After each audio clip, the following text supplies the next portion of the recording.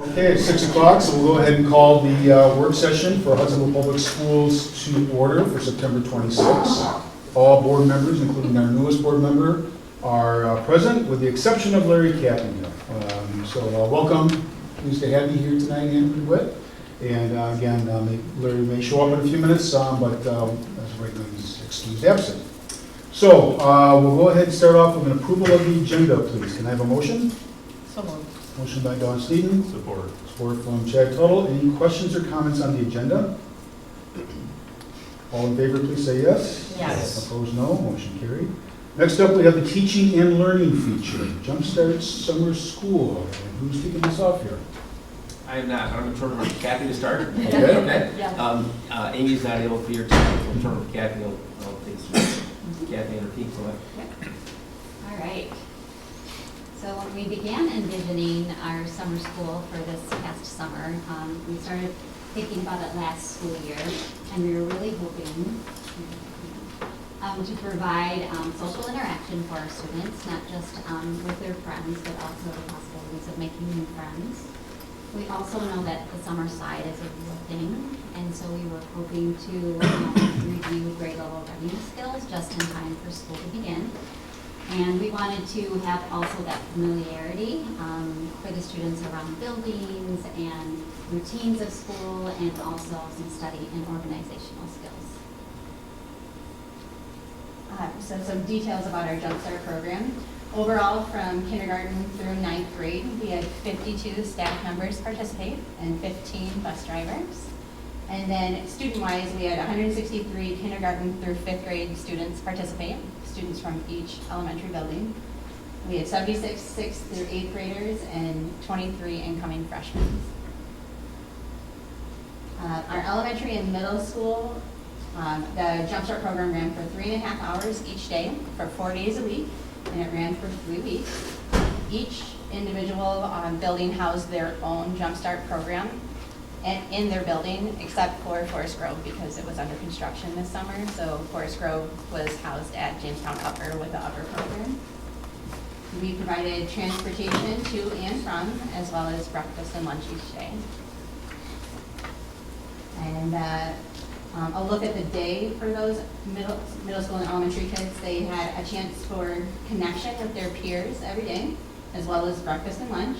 They spent the majority of their time in targeted small group intervention, focused on either reading and or math. And then the elementary kids got to participate in a STEAM enrichment activity each day, and then middle schoolers got to participate in a crash course activity, which, to explain that a little bit, we had the middle school teachers think about an area of interest that they have on their own, and it could be academic or not. And they kind of created a little crash course that digs deeper into that area of interest, and the students got to choose which activities to participate in. I wrote down some of the ideas that were used this summer. One of them was bakeless breakfast options, which I really wish my middle schooler would have taken. They had different groups on board games like Settlers of Catan and other thinking games. They had Intro into Science Olympiad, basic computer programming, and outdoor games. So, a variety of things. For the 8th to 9th grade Jumpstart program is a little different. So in 8th grade, we had those buildings identify some students who were exhibiting some at-risk signs, and knowing that freshman year is a pretty critical year. If students are failing any classes or getting behind at all, that's the #1 indicator of not graduating. So we decided to try this program out to help students become a little more familiar with the high school arrangement, understand where the building is and some of the teachers. So this was a 2-week program, 1 week shorter than the rest.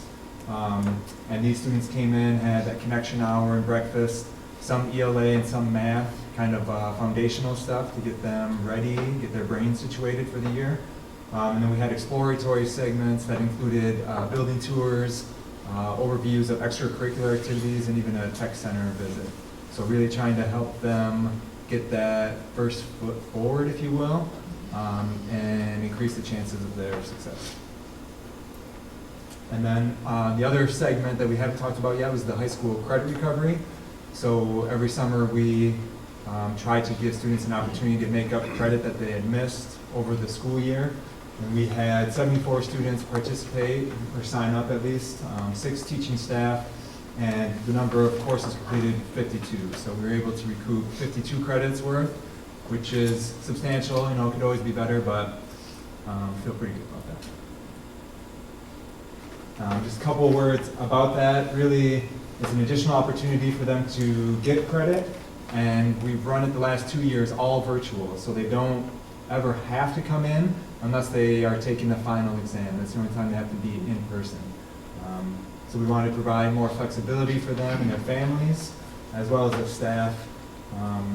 And there were optional lab times for the teacher, where teachers were in the computer lab. Students could come in and get that one-on-one support if they wanted to. And that's where students made the most progress, believe it or not, when they actually came in.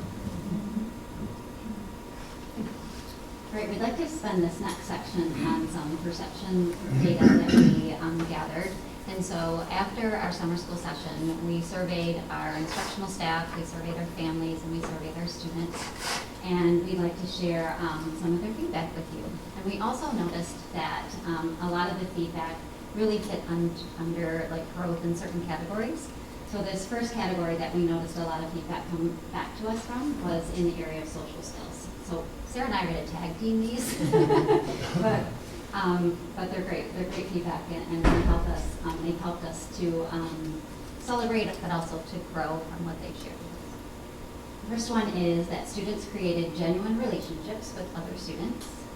And another teacher said, I noticed a lot of social growth. Students really started to bloom and get out of their shells, which will help with the academic growth as we move into the school year.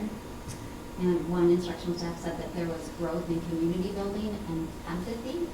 The multi-age aspect was wonderful. Another area that was kind of a theme in our feedback from staff was around student confidence. So one staff member said there was an increased confidence in applying new strategies to their work. One saw the students really grasp the math concepts and gain confidence. And skills that started as frustrational were met with laughter and joy by the end of the week. Another area of comment was around academic readiness. So this first one says that the growth charts in math made success evident, and students had great pride in that. And I feel like we built upon all reading areas and helped them remember skills that may have been forgotten since June. And school comfort. So getting back into the routine and schedule was beneficial. And I believe the area of most growth was with students who have school anxiety. These students really opened up, made new friends, and got excited for the start of the school year. They enjoyed being in the building under much less stressful conditions. It was a beautiful thing to see. And now we're moving to some feedback from our students. So also in the area of social skills. One said that they loved seeing, I loved seeing my friends and making new ones. I loved the learning. I'm going to miss summer school and my friends. I loved everything. Drawing was fun. Science, reading, books, seeing my teacher, eating, everything was fun. And we also had students who shared feedback about confidence too. So I loved that the math I did made me feel better about math. I loved that it was a little learning and a little fun. And I loved that I had so much fun with it. And finally, with students in school comfort also, I loved getting to know the building and practicing my locker combination. And I loved getting a jump start on the school year. Okay, moving into our feedback from families, so we have it all here for you. It's kind of lots of different things that they shared with us, and they also shared with us some great things for our growth next year. So here, my kids enjoyed the program, and it was helpful for both of them as they both feel more confident entering the school year. It was nice to see our daughter come back happy when she complained about going initially. Our son loved attending this program. He has only positive things to say about these learning sessions and shared today that he wishes it didn't have to end. I really appreciated the program and it being offered this year. We typically have to set up private tutoring services over the summer. Extra social time is very valuable. And thank you for putting this program together. It really shows you are invested in the students and finding ways to support them. And we did ask the question, like, we have them rate their family's interest in participating in future summer school programs, so you can see that they are eager to return next summer. As we mentioned, we do have some growth areas. So as we continue to reflect on summer 2022 and learning and growing from that experience, we really want to have a measurement of academic impact. And so we are looking to do that. The intervention that we used for math has growth charts that was mentioned in one of the comments. We like to formally track that growth. And then also progress monitor reading foundational skills. We also plan to communicate weekly progress with families. And then thinking about some of the student feedback, this was their growth suggestion, was that we provide ice cream and candy. I'm sure staff would appreciate that too. For the high school programs, for the 8th to 9th Jumpstart, one of the things that we want to do is look at the passing rates of these students. There were a number who were invited to join, and a number who just couldn't or didn't. So it'll be interesting to compare those who did attend to those who didn't. It might be one way to measure its impact. We do want to improve the identification process. It was a little bit difficult to choose, like, hey, you're going to attend, but you're not going to attend. That's kind of tricky. So one of those options to get around that is to possibly expand it to more students, potentially. We'll see. For the HS credit recovery, the virtual setting was flexible, but motivation and effort still a struggle, as you can imagine. Getting students in summer to get on their computer and do algebra isn't at the top of their list for some reason. So one of the things we're thinking about is considering in-person attendance if adequate progress isn't made. Hey, if you don't make it to here by this point, you're coming in. Something like that, and improving an orientation for students and their parents so everybody understands more and can support their students as they're going through. Those are just some of our ideas about how we want to get better and keep moving our kids forward. And we want to open it up to any questions or comments. Great summary. Yeah, really well done. Question? Andrew, do you know everybody? Craig Yeah, we and did. Sarah, Yeah. maybe you can introduce who you are and what you do. Sorry. Yeah. Sure, I can start. I'm Craig Steenstrom, the Instructional Technology Director, Remote Learning Coordinator. Kathy Lewandowski, MTSS District Coordinator. And I'm Sarah Woodring, and I'm a PD and Instructional Technology Coach. So you said this is a 3-week course. Could they sign up for more than one 3-week course? We offered it as a 3-week jumpstart, like right before the school year. Gotcha, okay. Yep. And then the other question, I may have missed it, but you said for 8th and 9th grade, some of these students were referred or encouraged to do it. For elementary level, was it up to the family, or were you also getting teacher input for that? Teacher input for sure, as we continue to look at data at the end of the school year and who might be the candidates. Okay. And if the parent said, I really need my kid to be there, how have you been dealing with that? Like if they want to, but they weren't necessarily in that bracket. I think principals probably received that communication and probably worked on that. I feel like I definitely heard from one Yeah, family. we did like include people like last minute Okay. as people reached out. Okay. Good, thank you. When we talk about potentially expanding it, what's the capacity and how does that tie to like the staffing resources to support it? And that would be one of the, I guess, barriers to expanding it, is finding people who are able to or interested in teaching. So that was a little tricky trying to have people sign on. So that'd be one consideration and something we'd want to get ahead of early in the spring to try to say, okay, who can teach, and then based on that, we'd make decisions about what our options are. And what type of acceptance rate did you get of the invitations that you extended?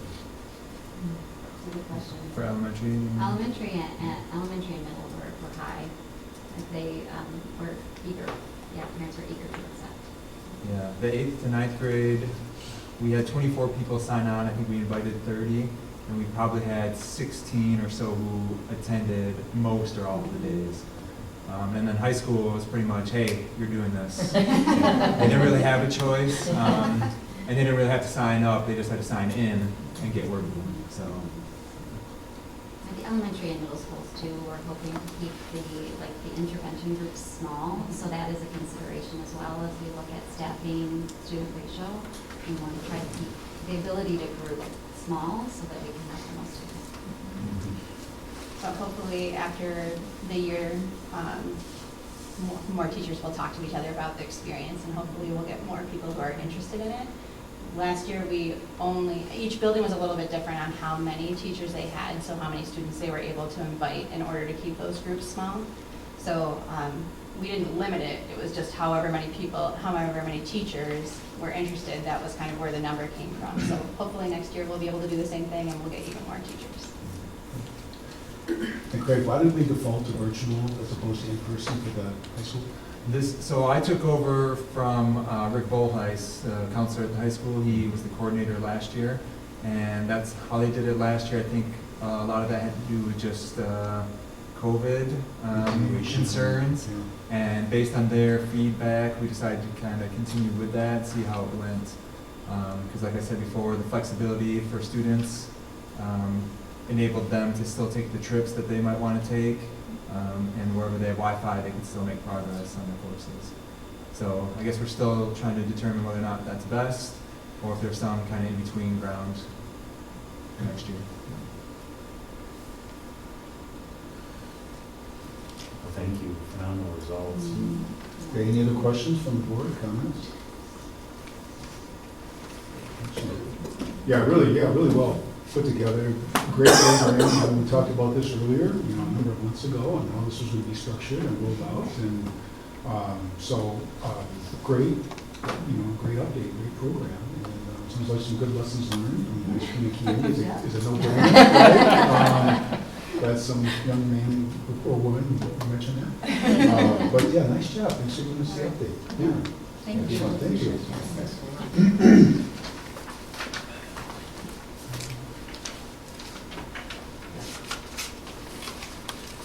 Okay, next we have one action item, and that is Andrew DeWitt receives the oath of office, takes the oath of office, there we go. And Robin Vandenberg will be handling that for us. Do you want to stand up? Sure. And raise your right hand. Okay. I do solemnly swear I do solemnly swear that I will support the Constitution of the United States that I will support the Constitution of the United States and the Constitution of this state, and the Constitution of this state, and that I will faithfully discharge the duties and that I will faithfully discharge the duties of the office of member of the Board of Education of the office of member of the Board of Education of Hudsonville Public Schools, of Hudsonville Public Schools, Ottawa and Allegan Counties, Michigan, Ottawa and Allegan Counties, Michigan, according to the best of my ability. according to the best of my ability. Great, congratulations.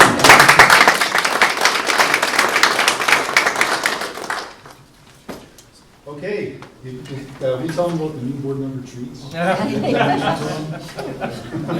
right by your. Bravo, yeah, there we go.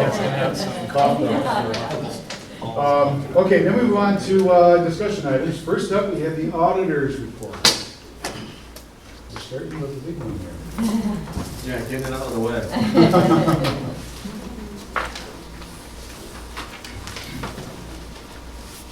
All right, well, my name's Joel Corson. I'm with Manager Starrison. I'm a senior manager with the firm. I've been there for 9 school seasons.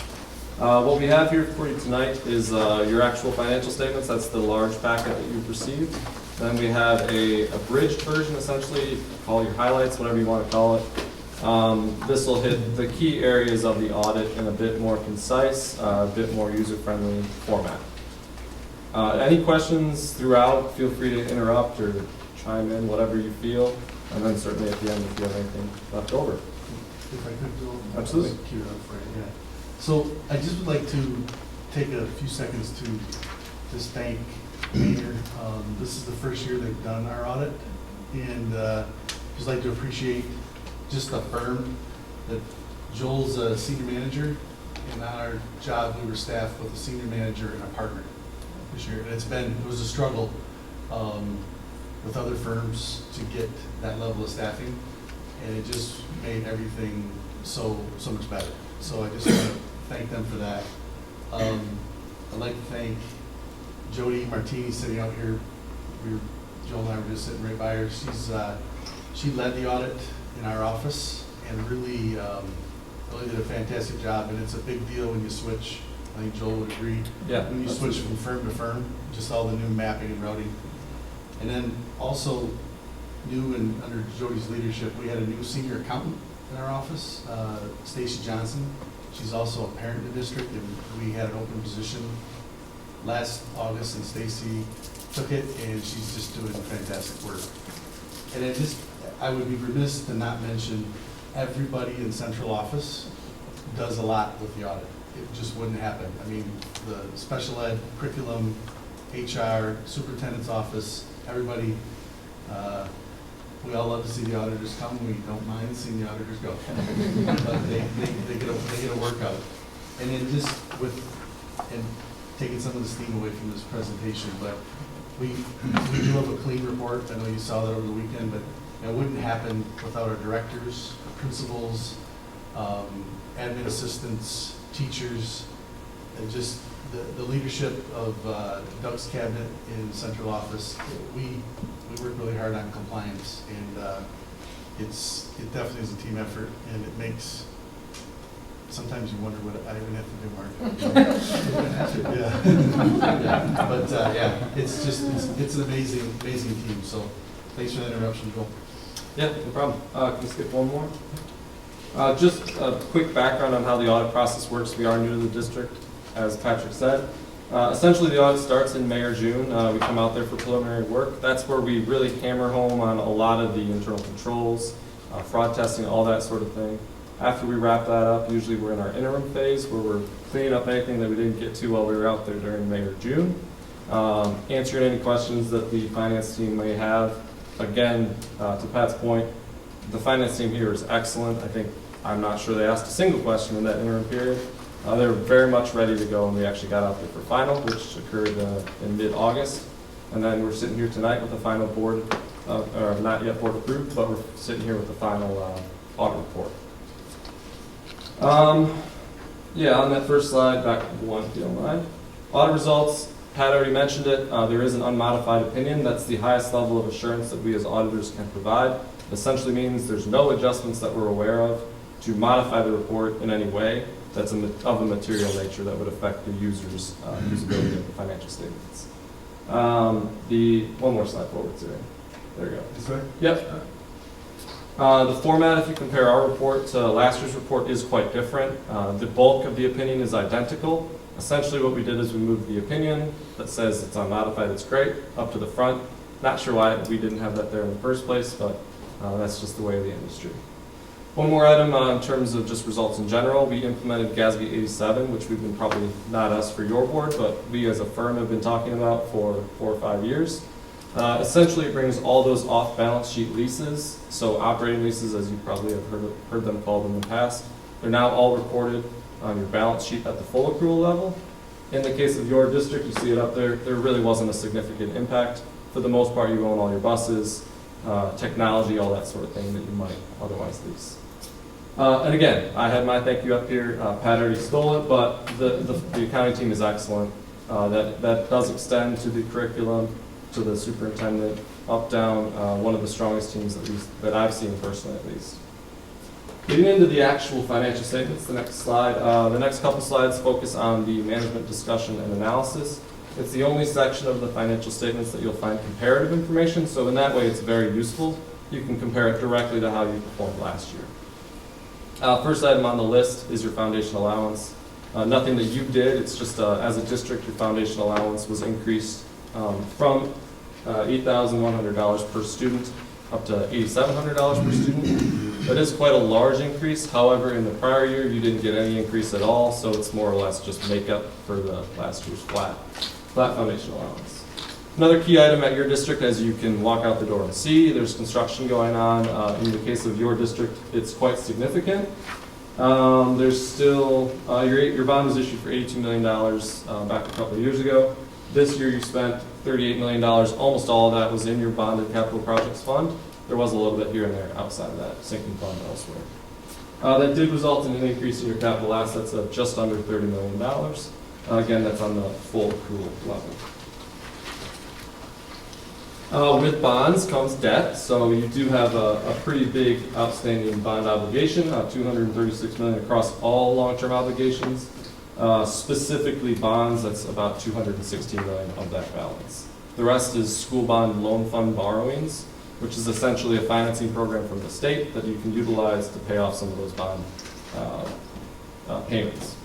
The other item that's very small is your compensated absences, so sick leave balances, vacation balances, things like that. Early retirement, that's about $1.4 million. Factors bearing on the district is the last section of the MD&A. Really, it's where you can kind of throw a catch-all on headwaters that are coming down the pike through your district. The three that we have identified here, ESSER, you've probably heard a lot about it.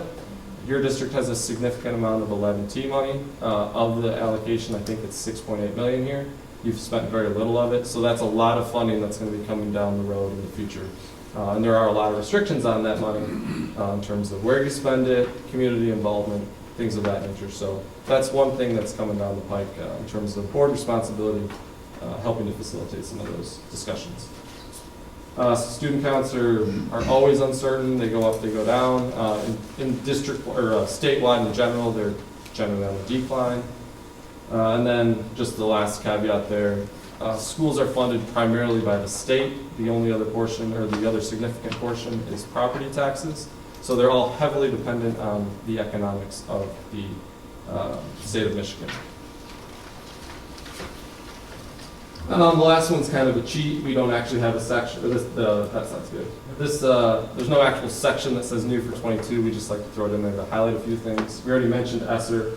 Again, $6.8 million in awards, 71,000 spent so far. So the vast majority will be coming in the next year or two in terms of spending. The other kind of interesting caveat this year is with the American Rescue Plan. You did get a kind of a tag on or a supplemental payment for IDEA. That's $392,000 through your flow-through grant, as well as $27,000 for the preschool programs. So that's in addition to your normal, I think it's about $2.2 million of IDEA funding.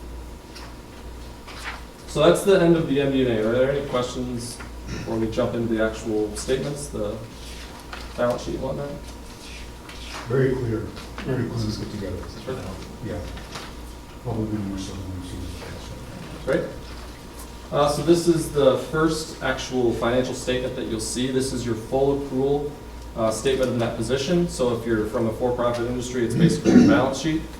It does include long-term debt. It does include fixed assets, which is unique to the full accrual set of financial statements. The next couple slides we'll be talking about your modified accrual. So biggest takeaways that I've got highlighted up here, a $29.1 million decrease in your current assets, primarily in cash. But don't fret, right below it you've got a $29.4 million increase in capital assets. So again, that's just bond proceeds going out, going into your buildings. The next item on here that's quite odd for this year, $65.4 million decrease in your pension and your other post-employment benefit liabilities. So those are those gigantic numbers there right in the middle of the page. Essentially what's going on there is you had a massive increase in the return as measured by 9/30/2021. So that's almost exactly a year ago now. So basically where your return was as of that date was extremely strong, far better than what anyone would have guessed. They built in an estimate of 7%. The statewide performance was 27%. So well above that, your assets went way up. That netted against your liability, driving your district's liability down significantly. Now they capture all that in a deferred inflow, which is the next bullet point. So you don't actually see a net change in your net position because they hold it until you actually realized those gains. So again, 4 days from now is the end of the year. The economy is a little different, so you might see a lot of that swing back the other way. So sometimes we have additional questions on that point, because it does make that statement look quite a bit different. Anybody have any questions on that tonight? I know we talk a little bit about it every year, Yeah. but ultimately, I think the question is, how does that translate into the annual outflow that the district has to make to support the fund?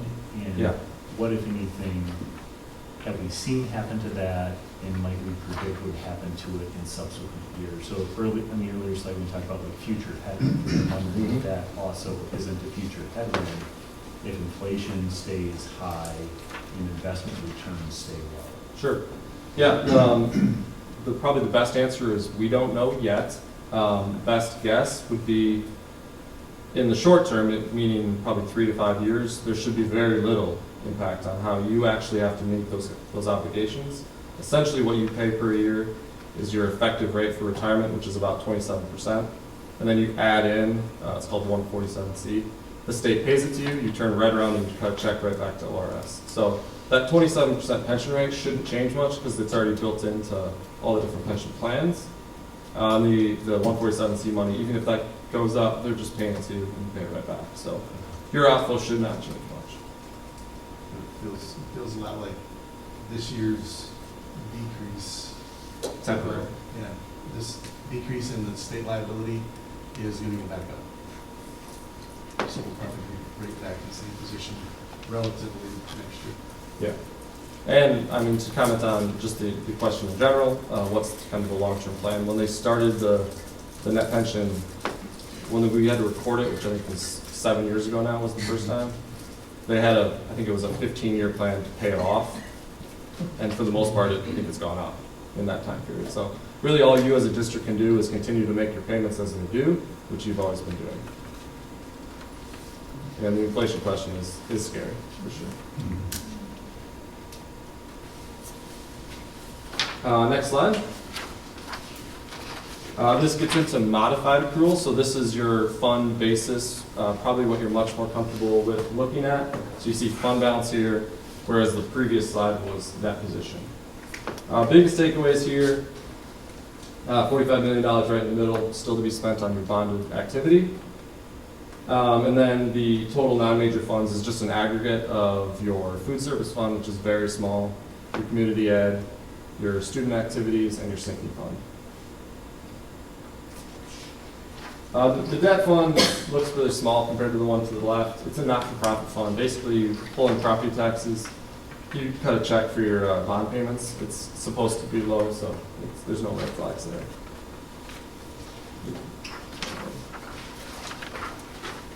We get a lot of money during the year to make the payments, and we spend it on those payments. In a perfect world, we would hit zero, but we need to stay a little bit positive, so we're somewhere between $50,000 and $100,000. We're in pretty good shape at the end of the year. On the debt fund. Yes. Yeah. Correct, yeah. This is, one slide forward, please. This is essentially your income statement, again, on the fund basis, so inflows and outflows. You don't include any capital asset activity like that, in terms of recording a liability at least. Again, in the middle, you've got your capital projects fund with a very large negative number. Nothing to be worried about. You bring in all your bond proceeds, you pay it out as you have those activities come up. Only other big item on here to point out would be your fund balance as a percentage of your expenditures. We have a full slide on that, I think, in two pages. Yeah, so we'll save that. But that's a strong number. We'll talk about that. Just for clarification, the non-major funds, is that where the ESSER funds are flowing through? ESSER funds would be flowing through your general fund. So you haven't received most of them if you're speaking specifically to 11T. So they wouldn't be recorded anywhere in here yet. We just know you can access them as you eventually have expenditures to support them. So remind me again, what's in the non-major funds? That would be your student activities, your sinking fund, and you've got a very small food service fund, and then the community ed fund. Gotcha.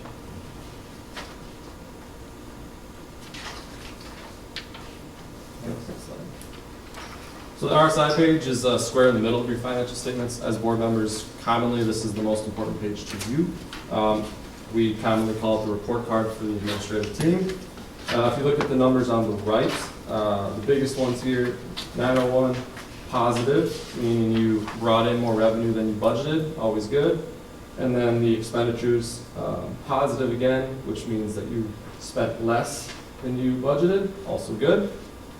And then there at the bottom, 1.68% expenditures relative to total budgeted. We would consider anything below 2% excellent, so that's 2% on the positive side. If that number's negative, we have to report that to the state. Fund balance comparison, this is public information that reports all fund balances for all districts. This is specifically Ottawa ISD, filtering out some of the charters and whatnot, which generally skew all the statistics. Keep in mind these are last year's figures. We've got you squarely in the middle last year at 20.1%, pretty much in line with a lot of your neighboring districts. Not the highest, not the lowest. MSBO recommendation is right around the 18 to 20% range, and then your balance for this year, 21.6%. So if you're over, generally if you're over 20%, you don't have to borrow for short-term borrowing for your state aid anticipation, which saves you some interest expense, which is the threshold. 20% is the relative threshold for when you would need to utilize those borrowings. We're right in the middle because it's alphabetical, not because it's Probably accurate. So make sure. Yeah, not sorted by that's that, correct. Revenues, very basic graph, really just more for the part of the community, just to show you where your funding comes from. 80% from the state. The next biggest number on there is from the ISD, or inter-district sources, and then runner-up would be local sources, so property taxes, and then federal is actually quite small. That number probably will jump up a little bit when you start to spend that extra money. Next slide again is a pretty, I think those numbers got flipped somehow. Yep. If you look at yours, the slide should go, the arrow should go up this way. PDF, whenever I PDF it does that for some reason.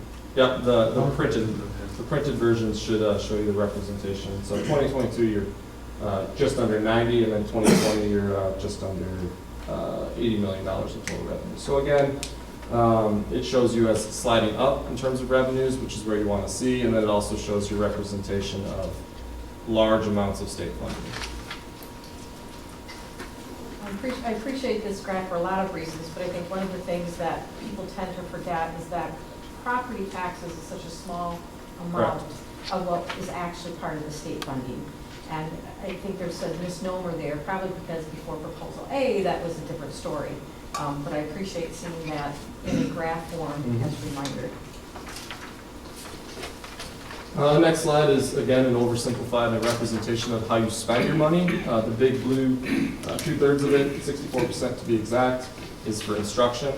State recommendations are anywhere from 60 to 67%, so again, squarely in the middle there.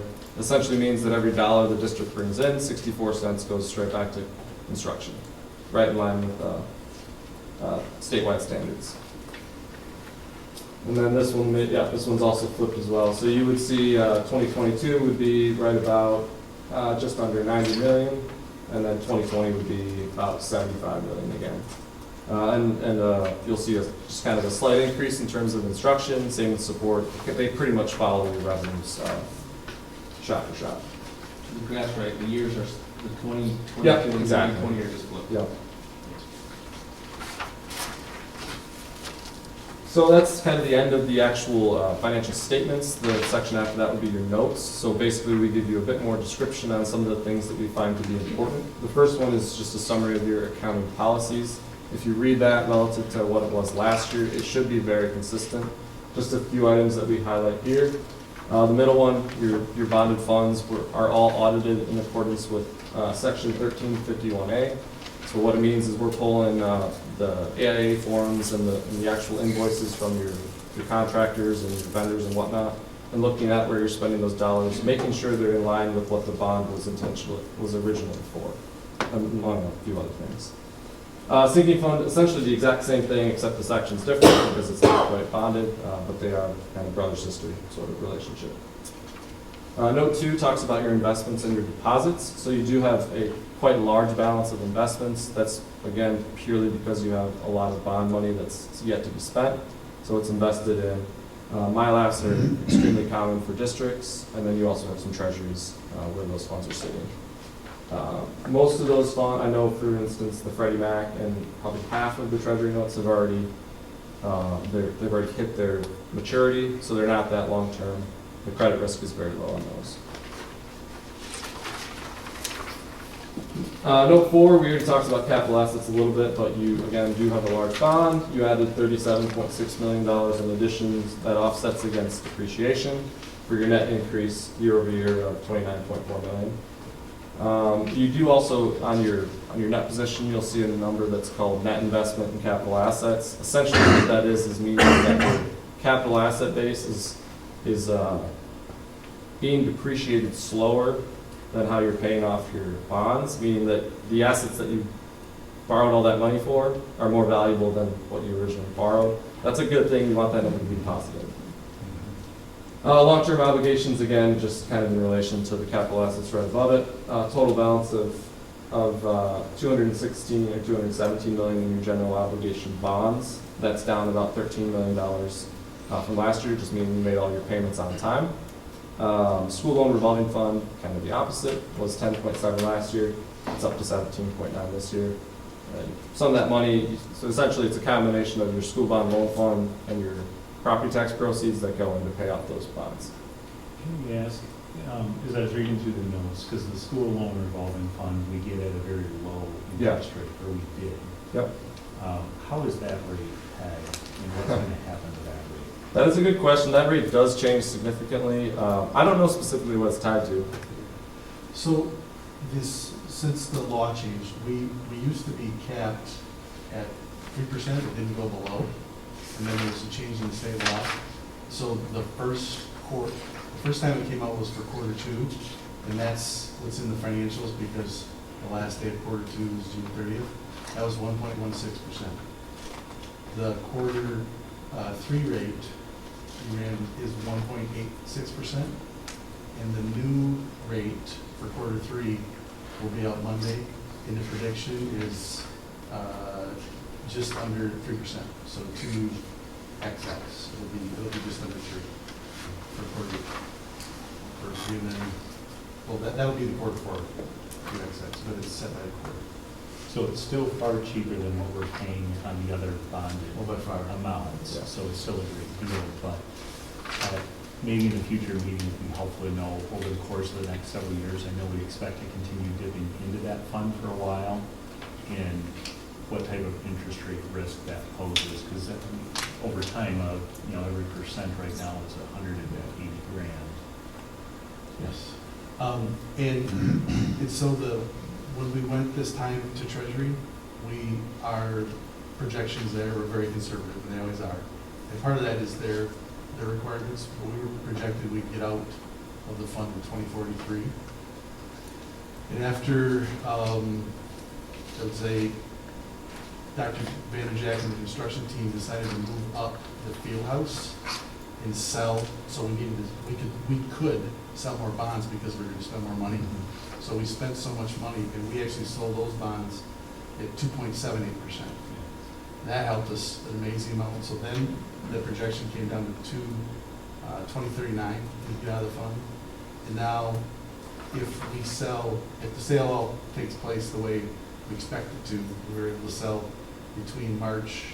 somewhere between March and mid-May. Probably mid-May is more realistic, because then we wouldn't have to deal with the annual bond payment. We'll get out of the fund by 2034. Yes. And that is with a projection of the rate going up to 5%. So, yeah, we're pretty good. Yeah, and I should say, selling the bonds at 5%, selling the May sale being at 5%, and the rate could go to 4%. It's most likely going to hover in that 3.5 range, but just based on what the Fed's doing, it could go to 4, could go to 5. But we'll be out far before the original 2043 projection. That's good. Thank you. Thank you. The next slide talks more about the pension and the OPEB liabilities. This information is actually not required. We as a firm include it. We find it very useful because it just walks you from where the state liability is, how we get down to your district's liability. So the top section there is the pension, and one below that's the OPEB liability. So at a statewide level, we've got 86.4 billion. And then we've got assets of 62.7 for a net of $23.7 billion liability at the statewide level. And then your district's share of that is 0.46%, coming out to about $110 million at the district. So again, you can see right there, the giant difference year over year is the 62.7 billion rather, relative to the 50.9, and that's entirely asset performance. How do you calculate proportionate share? That's your wages, your district's wages, divided by statewide reportable wages. As Hudsonville grows, Yeah. so does our share of the liability. You know, the newer people coming into the fund are a big piece of that liability. It's the people mileage, you know, where that liability is. The new people coming in aren't going to cost as much, but it's just the way the state does it. Yeah, you could close doors tomorrow, your wages would drop to zero and your liability would drop to zero. That's just how they calculate it. Next slide. This is I think the only slide that has a typo. So note 12 should say upcoming accounting pronouncements. But we do have, again, we reference note 11 here is the implementation of GASB 87. For your district, no changes. If you do go out and lease something in the future, this will affect you. But again, it's essentially just treating a lease like debt. So it goes on your assets, your capital assets, and then you have a corresponding long-term liability. And then the upcoming accounting pronouncement would be GASB 96. That will be implemented next year. It's kind of like a brother-sister arrangement with GASB 87. Subscription-based IT arrangements, so like textbooks that are handled in like a 3-year lease sort of deal. Those would all be booked onto your again, at the full accrual level only, so fund basis, no changes. But full accrual, it'll go on there as a asset and then a corresponding liability. One more slide. Last section of the actual financial statements is the single audit. You are required to have an audit because you expend more than $750,000 of federal money. You want to see a lot of checks in the right column, and then you want to see that one at the bottom that says low risk. Those are all good things. And then we did audit the special education cluster, which is also referred to as IDEA. That made up roughly 75% of your total expenditures, so we're well in excess of testing thresholds. On the next slide, it'll talk about any findings we had, which in this case was absolutely nothing. That means, again, as a testament to your accounting staff and your administrative team, time and effort reporting is all handled mostly outside of their offices anyway. So it's a testament to really the whole team as a district. Additional audit documents. The only additional letter that I think is the staple, it's 2 pages outside of this booklet. That's the governance letter. It's all required communication. That would be considered boilerplate. There's no modifications from a standard letter outside of mentioning that we implemented GASB 87. So that's, again, is all good things you want to see, just standard communication. The management letter, if you had one, would be talking about internal control improvements, any findings or material weaknesses, significant deficiencies, compliance issues with single audits, anything like that. There is no management letter, you don't see it in front of you, because there was nothing like that that is warrants mentioning at a board meeting. I think that's the last slide. Any additional comments or questions in any regard? Again, very good, concise, well documented and presented report. So again, this is a step up from where we're going to go next. So, Great. Thank you. if there were findings, Yeah. what is the? I don't want to teach you that, but if there were findings, what is the process for responding to audit findings? Depends on what it is specifically. If we have a compliance finding or a significant deficiency or material weakness, those would all be in your financial statements in the back. And then you would be required as a district to file a letter with the state that says, here's how we're going to basically combat it. It's called a corrective action plan. And that would go to the state. It would say, here's what happened, here's why it happened, here's how we're gonna fix it, basically all that information. And you as the board, we would if it was significant in the fraud realm, you would have heard about it long before this. If it was a minor internal control improvement, you'd probably hear about it right now. And then you have until the next audit to make those corrective actions. Yep, it depends, again, depends on what it is. You might have a different timeline that's in the corrective action plan that, again, it's your corrective action plan. So it would be whatever you had said, your timeline. But for our reporting purposes, it would be next year, yes. Just say congrats to, thank you to Pat and Jody and the entire team. Really awesome to get a clean audit. Yep. Certainly curious, I know years ago, at times when we had this discussion, sometimes there were not findings per se, but recommendations included. How can we get even better as Sure. a district? And just curious if there were things that you observed or would recommend as we think about future years to be, not that you can get better than this, Yeah. but to maintain this level of performance and continue to set the bar high. I think the biggest thing in general, really nothing that needs to be improved at the accounting level, the administrative office. I think the biggest thing as a board that you can do is continue to be vigilant, asking questions, making sure that your team is minding their P's and Q's and whatnot throughout the year. And then also just as things come up, they're aware of it.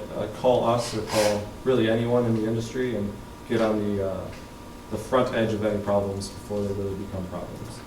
But in terms of internal control, things like that, really nothing that we found.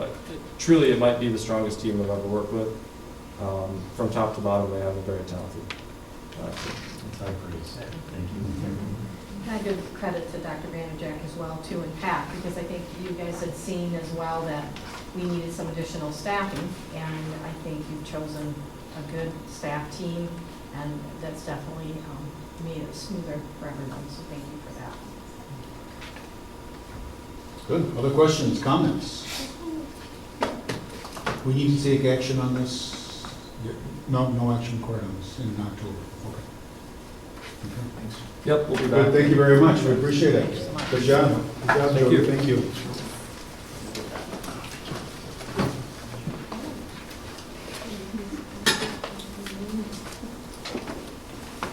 Okay, we now move on to media center processes. And I believe this is around, Yep, so Nicole's going to lead us through some things we had discussed at our last Perfect. work session, progress we're making, as well as some future ideas that we have. perfect. Are you logged in or is Craig going to keep driving? There I am. Okay, so we had talked around transparency of books in books, and our goal is to provide some transparency for families around what books are available in our school collections and to give families some agency with regard to their child's choice reading material. So we kind of came up with a plan of action, multi-step. So the first step is to provide access to the building library catalogs. That was the thing that we could do in a really timely fashion. And in addition to that, we are offering parent and guardian access to student library accounts. There's also an option for parents or guardians to restrict checkout of specific titles from the school libraries at this time. And then our next steps are to investigate viable options for classroom libraries. If you remember last time we talked about the classroom library solutions, and they were very costly and took a long time to implement. So you recommended looking into some other options, so we are doing that right now with some neighboring districts. But we wanted to focus first on getting the library catalogs available for families. So step one, provide access to school library catalogs. We'll be sharing links to our building library catalogs this week with parents. There will be an email from each building principal with the link to their building's catalog, and then also on each building's webpage, there will be a section called Library Media Resources, and it will have links to the catalog and some other things that I'll show you. So when you go to the catalog, you get to practice the mindful reading while you wait for it to you can search books by title. You can explore like by genre, so you could explore historical fiction, fantasy.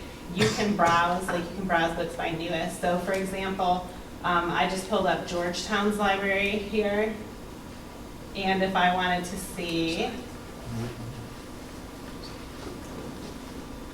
if they had a certain book, I could type it in. And then it would show up, oh yes, they do have Don't Let the Pigeon Drive the Bus. So you can search for books. You can also browse. Usually goes a little more quickly than this during the day. So you can also browse by what's new, and then it will just show the shelf with the newest titles. You can see the pictures of the covers, and then you can click to see more information about each book. You can search by author. In the search window, you can search all different ways. So that is access. Can you back up and click on one of the books to see more information? I can.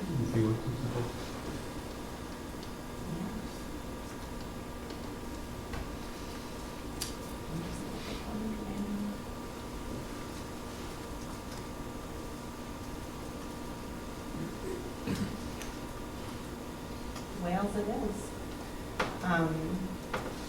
Let's check it out. Oops, it wants me to log in. Maybe that's not the best way to do it. You can search though, so if I wanted to see about Don't Let the Pigeon Drive the Bus. You might still have to log in. I know I did for. Oh, did you? Sometimes you can search without.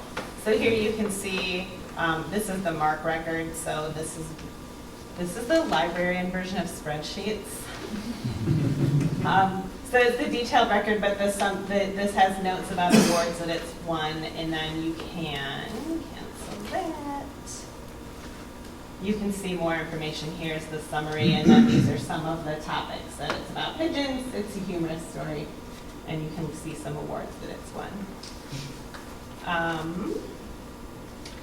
So sharing the links to the library catalog was step one. That way every parent can see what's in the library at their child's school. Step two would be parent or guardian access to student library accounts. I'm just going to say parents, even though I mean whichever adult is in charge. Parents will be getting login credentials for their child's Alexandria account. If you are in secondary, you will be receiving instructions via email how to access that in the PowerSchool parent portal. And if you're in elementary, your students will get a hard copy home with their username and password because most elementary families don't have PowerSchool parent portal set up. There will also be an instruction sheet, which I can show you in just a minute, included in the email, and it will also be linked with the library resources online. So if you log into your child's account, you'll go up here to log in. This is just an account we made up. So now you can see up here, instead of saying guest, it says somebody's name. You can click on status. I always tell the kids, don't keep clicking, it won't go faster. But I'm just trying to keep clicking. So you can see what they currently have checked out. So the student has one book checked out, and then if you want to see what they have checked out in the past, you can click return, and then you can see the list of things they've returned. This record will remain with the student as long as they're in a building. So in elementary, it will remain with them through 5th grade. Even at Jamestown Upper and Lower, they have one library catalog, but then it will be a new clean record when students move on to 6th grade. And the same thing when they, well, for now. Right, and the same thing when they move on to high school. In high school, and the freshman campus is also one library, even though there's 2 locations, it's one library catalog. This is what the instruction sheet will look like. So that it shows you screenshots how to access PowerSchool and where to find the information that you need. And then it also has some tips for how to navigate in Alexandria. So that will be linked in the email that goes home from principals, and it will be linked on the building's webpage.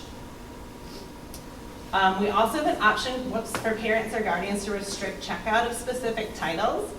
So that is there will be a Google form. It's completed by the parent or guardian and submitted online. All of those forms will come to me, and then in the form of a spreadsheet, and then I will go in and enter, or if there's a lot, then I will get some help, but I will go in and enter that. So I'll show you what that looks like. The link to this will also be on the parent email that comes out from principals, as well as in the library media resources. So this is what the form would look like if a parent wished to restrict titles. You would need a separate form for each child because of the way our system is set up. Each patron has their own record. You have to list individual titles that you wish to restrict, only titles in the media center of the building your child attends. So if I had a high schooler, I would not need to put "Don't let the pigeon drive the bus" because it's not in the high school. Each response is limited to 5 titles, but you can fill out multiple, and then we're asking for 5 business days for restrictions to be added. And then there's just a note on there. It's not always the library para who's checking out books. Sometimes teachers step in, so we just want to make sure that parents know that. I'll show you in a minute what it looks like when a student has a restriction on their account. But that might be viewed by the library para. It also could be seen by their teacher. We just felt like it was fair to say that. So when a parent restricts, when a parent chooses to restrict, now you get to see the librarian side of Alexandria. When the librarian logs in, and it logs you out after 30 minutes, so.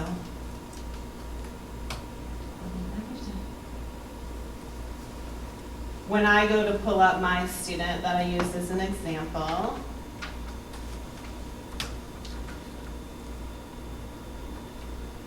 that volume is up. You will know they have an alert on their account. Seriously? It will not be broadcast through the room. It will just be on the user's computer. So that you have to make a note of what that is, and then click proceed before you can go on. If anybody was dozing off, you are not anymore. So all that will be communicated by the end of the week.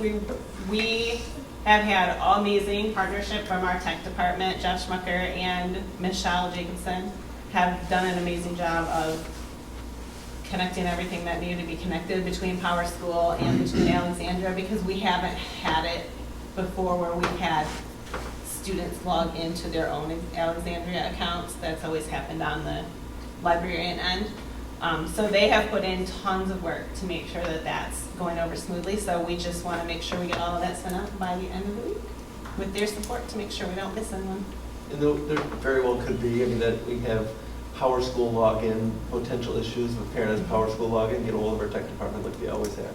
You have questions regarding books, get a hold of Nicole. I can put up that draft letter if you'd like me to, or everybody will see it in a few days. Then the next steps are that we are working on investigating some viable options for cataloging and managing classroom libraries, which that's going to be the bigger problem to attack, I think. More complex. Can I step back a minute to Alexandria? Yeah. So, and maybe I missed it as I was thinking about this. So the parent creates the actual username, password, or sets up the account? It's the student's username and password, Okay. but we're communicating that. So it's not the same username and password that they use to log on to the computer at school. Okay. I guess what I'm thinking is, okay, so if a parent goes in and sets this up on their Alexandria, does the student have the ability then to go into that same account? So the only thing the parent can actually do in Alexandria is view. They can't change anything. So if they want to restrict an item, they submit that Google form, and that comes to me, and I do the restriction on the librarian end. So Okay. the students can't modify that at all. And then on the flip side of that, how is the high school going to navigate the question of a 16 or 17-year-old saying, wait a minute, why can't I read this book? I mean, yes, they're going to go home hopefully and talk to their parent, but I guess I'm thinking more from the legal side of that. And So again, it's just a question. Yeah, my understanding is from the legal side of it, for a 16 or 17-year-old, the parent does have the right to say that. So we simply say your parent has placed a restriction on this book. And then if they go home and have a conversation with their parent and their parent reaches out to say, yeah, we've talked about it and we're willing to read it together, or whatever they say, then we can deal with that as it comes. Would definitely encourage that communication with home from the student standpoint. Yeah, Let them navigate that. I just know students, and Yep. that's going to come up, and so I want to make sure that there is a process for the librarians to understand, so that when it comes up, and obviously with an 18-year-old, all bets are off at that point, I would assume. Right. Send the We have to adult. discuss how we would want to handle that. Okay. We haven't yet. I have some thoughts, I but have an 18-year-old, so. Oh, there you go, there you go. You know exactly what I'm saying. Yeah. Okay. So I think that would maybe depend, like some 18-year-olds would probably be like, it's whatever, I don't care. The challenge would be, it's not tied to their age, right? So a freshman in high school, the parent says they don't want them to read a certain book, it stays in the system. So 4 years from now, they're now a senior, 3 years from now, they're a senior, they're 18, it's still in the system. So it might be somebody going home saying, Mom or Dad, you put this in that I couldn't read it, but now I'm 18, I want to be able to read it. And then it's a communication with Nicole, and we'll clean that up. We'll do it case by case. Nicole, with the parent requests that are coming in, if you're getting them in like a database format, does that give you the ability to come back and report out how many requests you've received, and if you're getting a lot of requests by specific titles, that you would be able to share that information? Yep. Nicole, can you request instead of by title, by author? Let's say I don't want my child to read a specific author, instead of writing down all the titles. Yeah, when you do a search, you can search the author's name and all the books that are out Yeah, there. I think- Instead of having to write down all the titles, if I You could can't- just say, you can't do it just by author then. No, you would have to list, if you search by author and it came up with 12 books, I have to list all the then you authors. list, Okay. fill out the form 3 times, 5, 5, and 2, Okay. and send those in, and then she can restrict it by title. Because you could have an author that you don't want, but there's one book in there that you're like, you know what, that was written 12 years ago, it's different than the new genre that they write now, or something like And from my end, from the librarian end, I can search by author, but I can't that. access an item by author to restrict. So I still would have to find each individual title. And how long have we had this system? Is this a system that,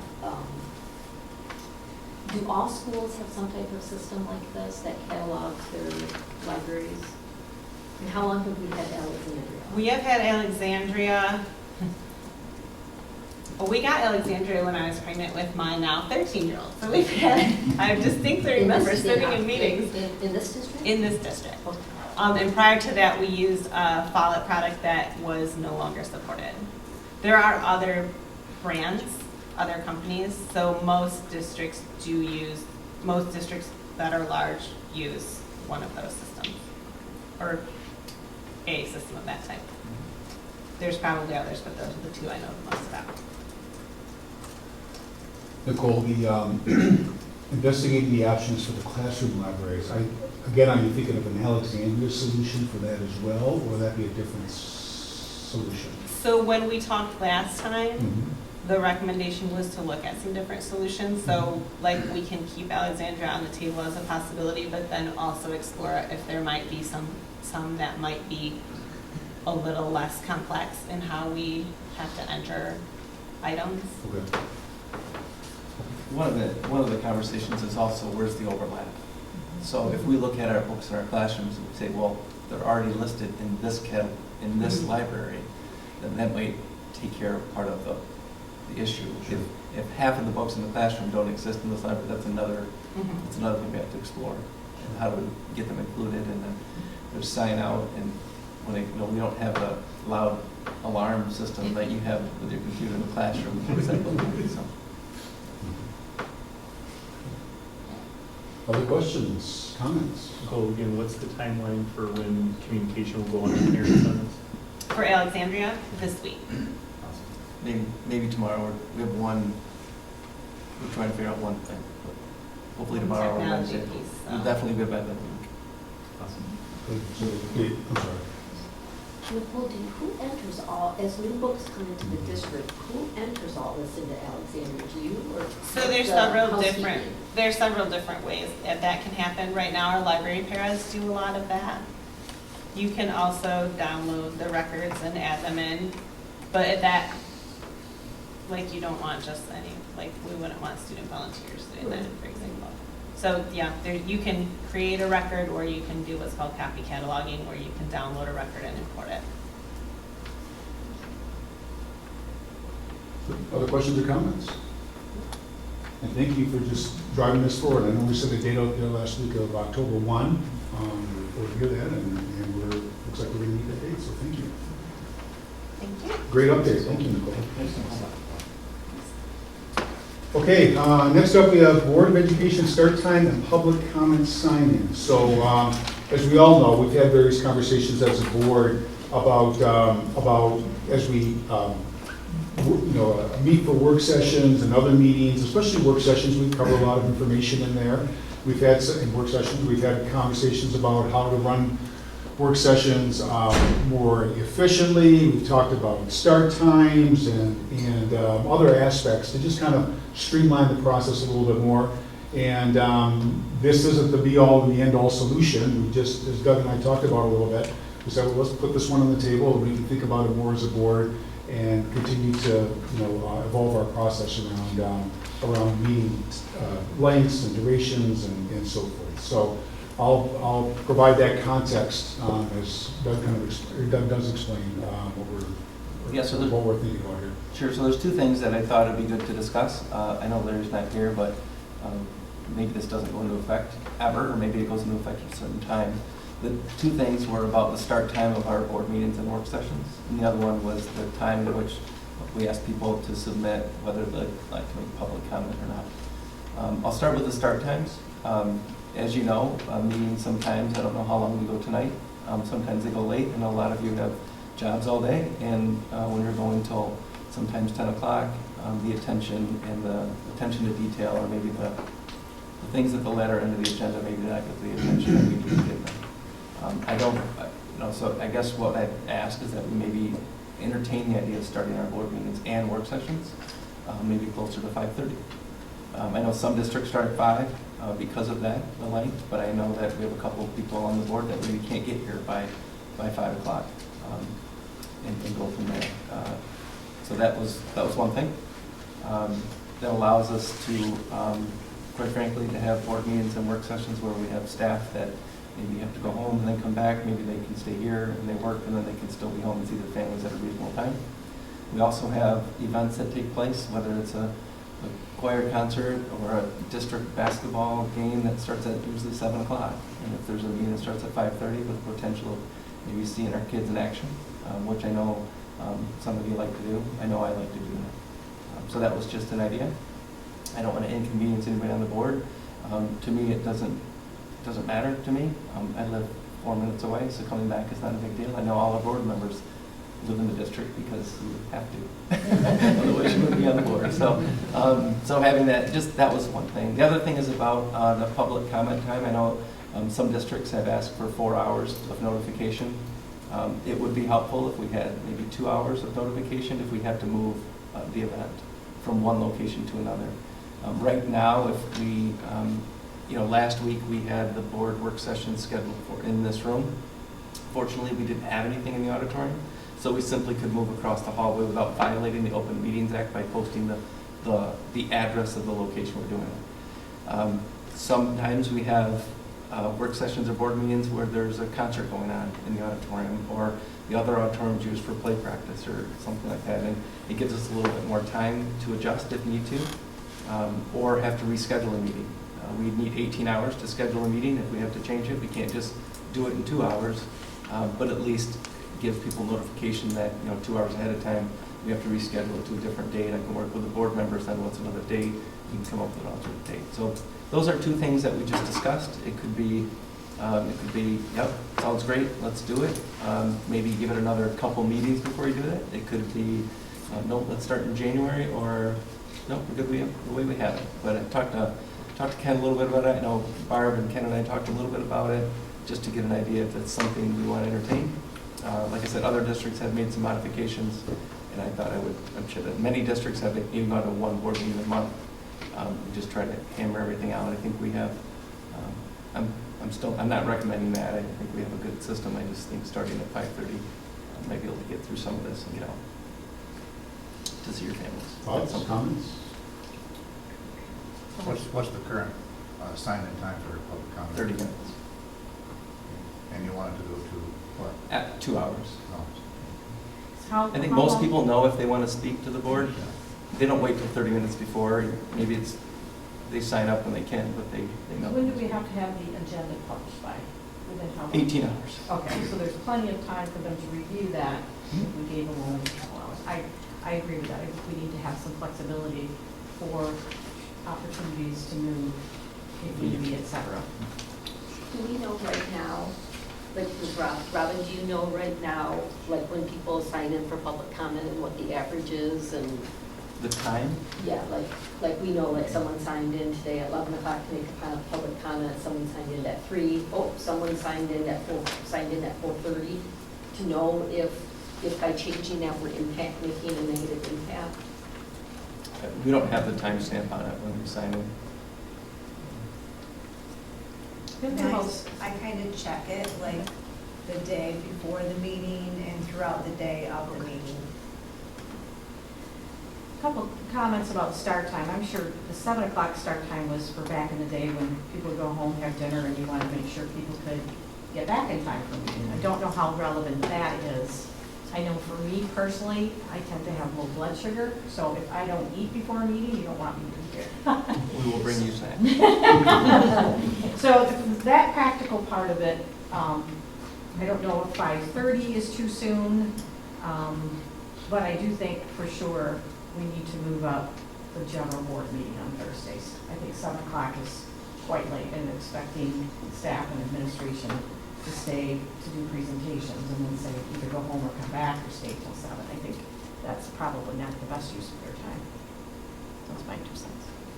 My only question on that, I know we often like to have student features at the board meeting, and I would at least want to ask the question of if we move that time from 7 to 6, does that in any way either convenience or inconvenience the ability to do student features? So part of that is our water polo team we can't recognize because they have games at 6 and 7. So if it was at 5:30, you could recognize the water polo team at a board meeting. Now we have to wait until they don't have a practice or game. So I mean, a lot of those, for student council report, all of those, if they have a competition, it would be 7 o'clock. And they probably have to leave by a little before 6 to get there if they're competing. You saw it with basketball and volleyball. If the practices Concerts. tend to be earlier, about the weekend? So practice will be earlier, but they're usually done by 5 or 5:30. It depends on the sport. I mean, they're all, it's going to vary. Sure. Sure. But, and we can explore what kind of conflicts we might have. Sometimes we don't know until we do it. And just having the same time for both would be consistent for, I think, people. I mean, is it, no offense to Larry, but is it 6 or is it 7? Is it Monday? Is it Thursday? Is it all of those things? If we know it's always the same days, it starts at 5:30, and here's how you sign up, and people know. I think people have been accustomed to signing up when they want to address the board. And if you know you're going to speak, you don't have access to the internet, you still have the phone number on there you can call and still get on the list 2 hours ahead of time. I think we don't have to, we don't have to make a decision tonight. We just wanted to tee it up and talk about it and hear pros and cons from the board and some things to look into.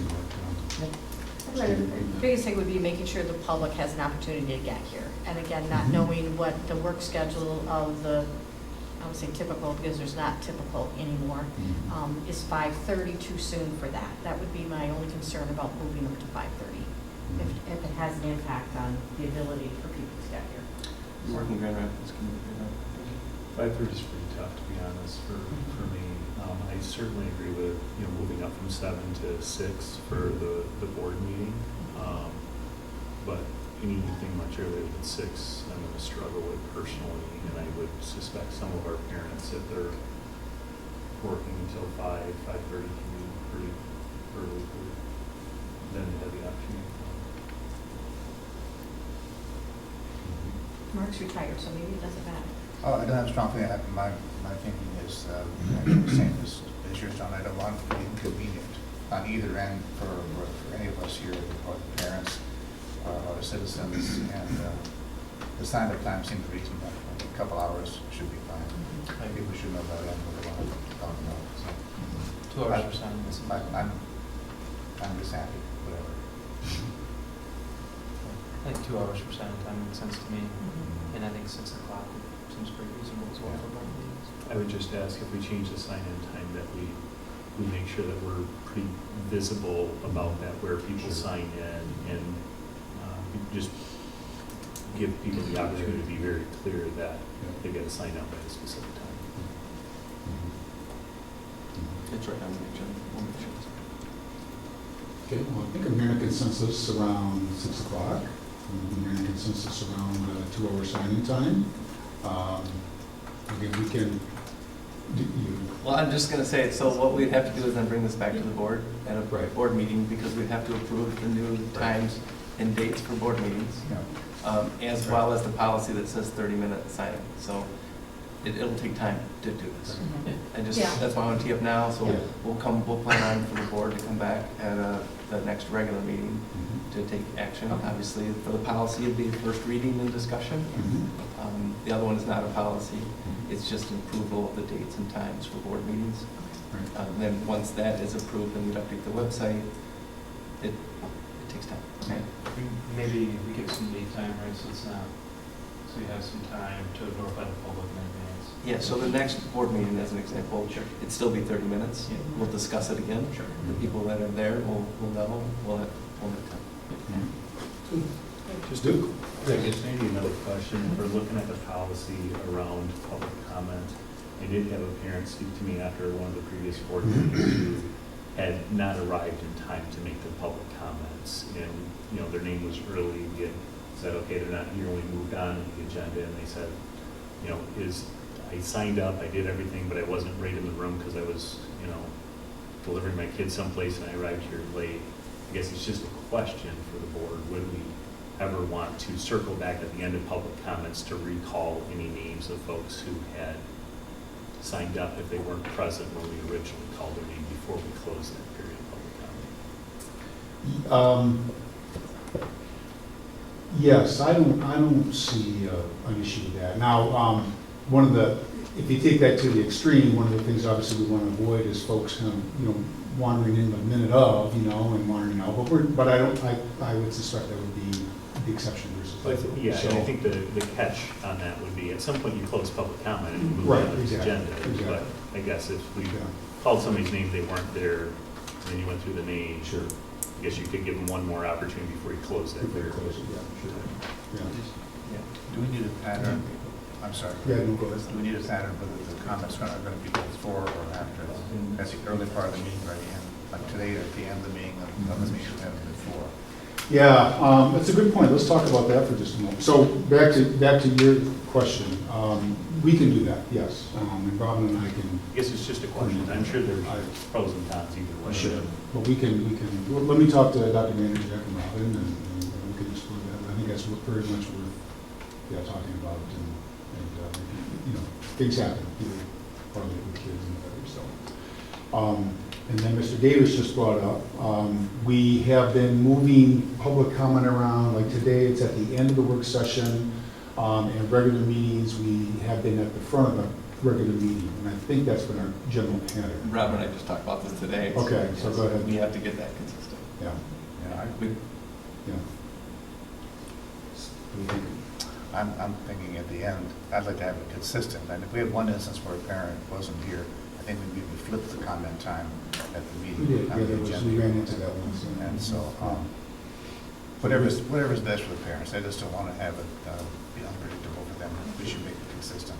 Although it would be on the agenda that they signed up for. So, you know what I'm saying? If they signed up and they saw the agenda and it's going to be at the beginning, it's not that they didn't know, but I understand people's obligations change time-wise.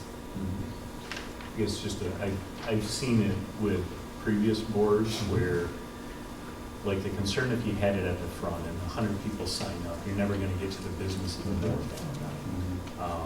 And so I've seen it in other public bodies where they've said, well, we will allocate X number of minutes at the front of the agenda, so it would almost, if it was 30 minutes, it's, well, the first 10 people who sign up would speak at the top of the agenda, and then you can go, in unlimited period at the end for everybody else who signed up. Right, we do have that in our board policy, So we do that that. you can decide We to have go to through plug that that. public comment and then conclude at the end.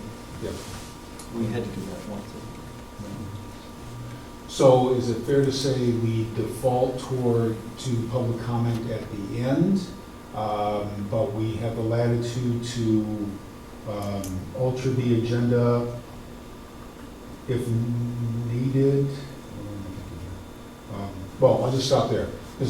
Am I hearing a consensus public comment at the end, or the board still wants to kind of think about that a little bit? I would tend to think at the beginning. At the beginning? Yeah, because. Oh, I'm sorry, I I disagree. misunderstood. But I just- disagree with that. It sets because- a tone, it sets a tone.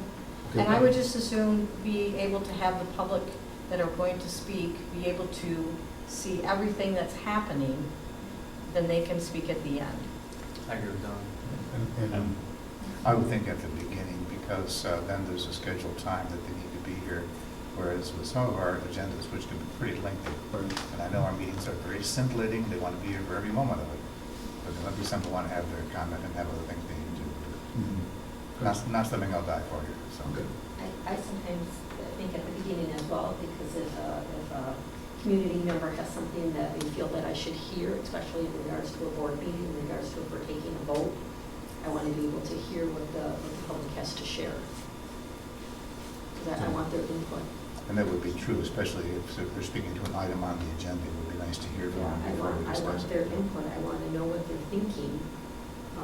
And if it's at the end, then I maybe have voted and I don't necessarily know what the community has thought. Mhm. And I'd actually split it. Work sessions are not per se for taking action, it's for debating issues and talking about issues. And at a work session, I would put it at the end where we can jump right in and work. And if folks have public comments at the end that they want to react to and share their thoughts on things we've debated, I put it at the end. And at a board meeting, we're going to take action. If somebody has something to share at the beginning, I put it at least a fixed period of time. I want to go more than 30 minutes for the public comment at the beginning for items. Generally, if you put it at the beginning, you would say that first period should be for items to be discussed on that agenda or voted on that agenda. And if people want to make general public comments, they put it at the end.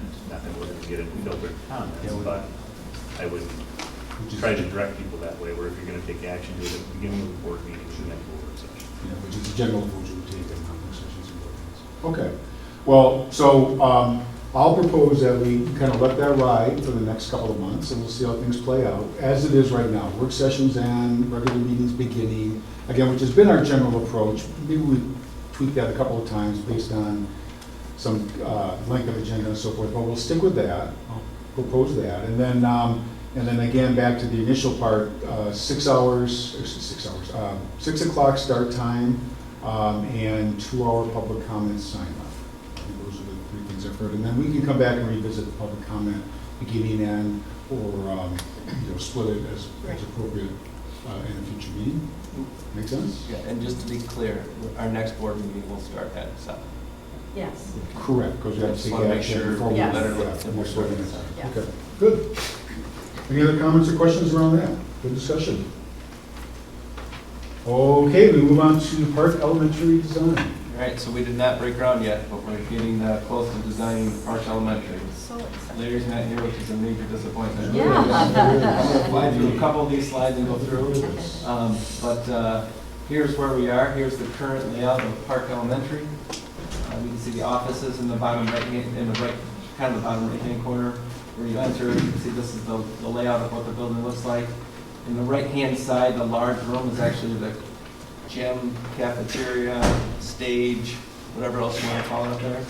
And the intent is to add this interior corridor right here is quite narrow.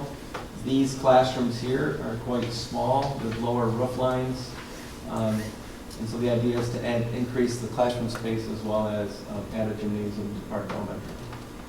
So this will be the overall updated scheme. I'll go into these in a little bit more detail in just a minute here. This is still the main entrance to the building. With here, you can see this hallway is substantially wider than this hallway. Which was part of the, it's a main thoroughfare for kids going from the west side of the building to the east side of the building, and we want to increase that size. The gymnasium, we looked at, as the board may recall, we looked at different options for where the gym would go, and this is one we settled on, based on location, quite frankly, based on playground accessibility, so we can still maintain the multiple playgrounds for the different grade levels at the building going from there. Let me break these down a little bit closer. If you look at, this is the interior corridor. Right now, there are lockers allocated in here. We don't plan on putting them in, but we're building the area for them if the building ever needs lockers. You don't know what it's going to look like in 30 years, but we want to make sure we can put lockers in if we had to. Right now, they do not, so we're just leaving the space for them going from there. The classrooms are substantially larger. If you look at the special ed classrooms on the north side of this building, this picture, you've got 2 CI classrooms that are roughly 1,200 square feet. A standard classroom is really around, it used to be 900 was the standard. Now really the standard is closer to about 825. If you look at the classrooms on the bottom, you've got 2 classrooms that are close to 900, and then you have actually a larger classroom that's over 900 just because of the layout. We needed to get a window down here into this classroom because of the gym, so that's why that classroom is just a little bit larger. You can see breakout rooms along this corridor, itinerant offices on this corridor, and the media center is a unique layout. If you recall, Park does not have a media center. It's the only elementary building that does not. They need it for a classroom, so they have book vaults. They have 2 of them they can get books from, but this would give them back their media center and go from there. And then still accessibility to the outside corridor, which is a playground out here, going from there. Here's the gymnasium.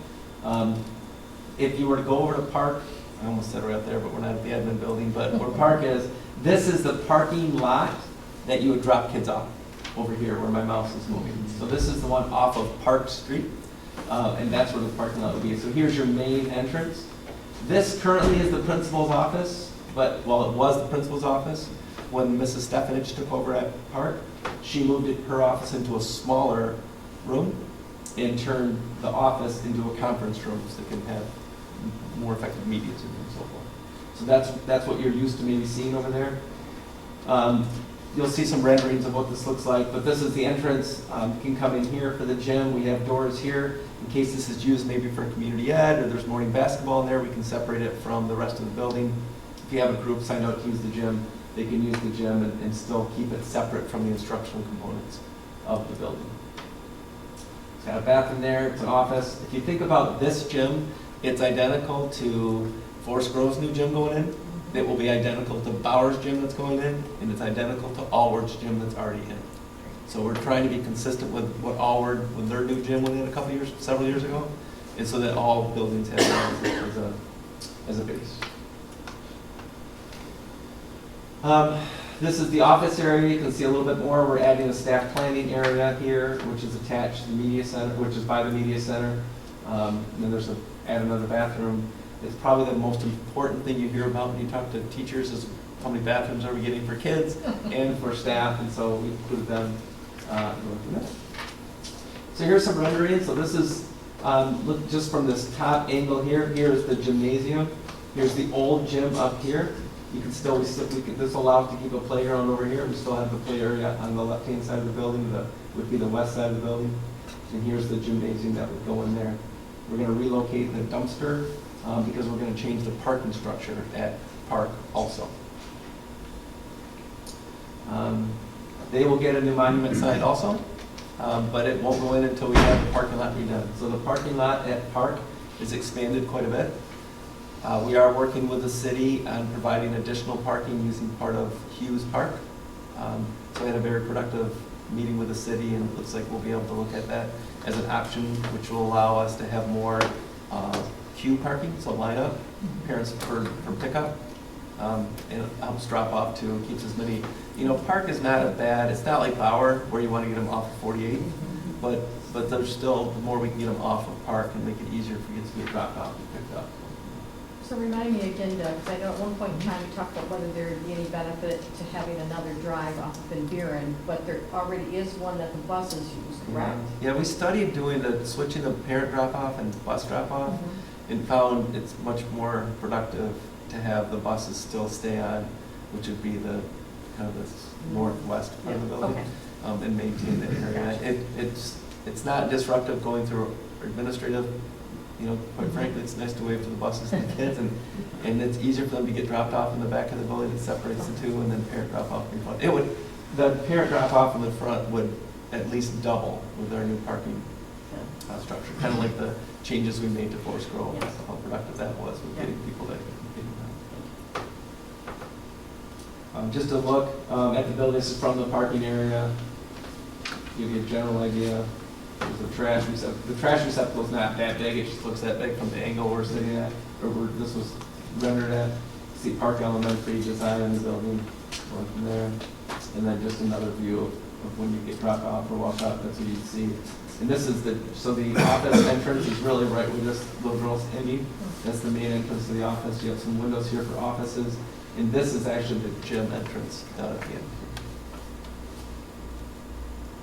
And then just another view of what the gym would look like from the other side. Playground stays the same. So right now this is a view of the gym is right here on the side. You've got the new classrooms that are in here, and then you've got the playground structure. It's over there.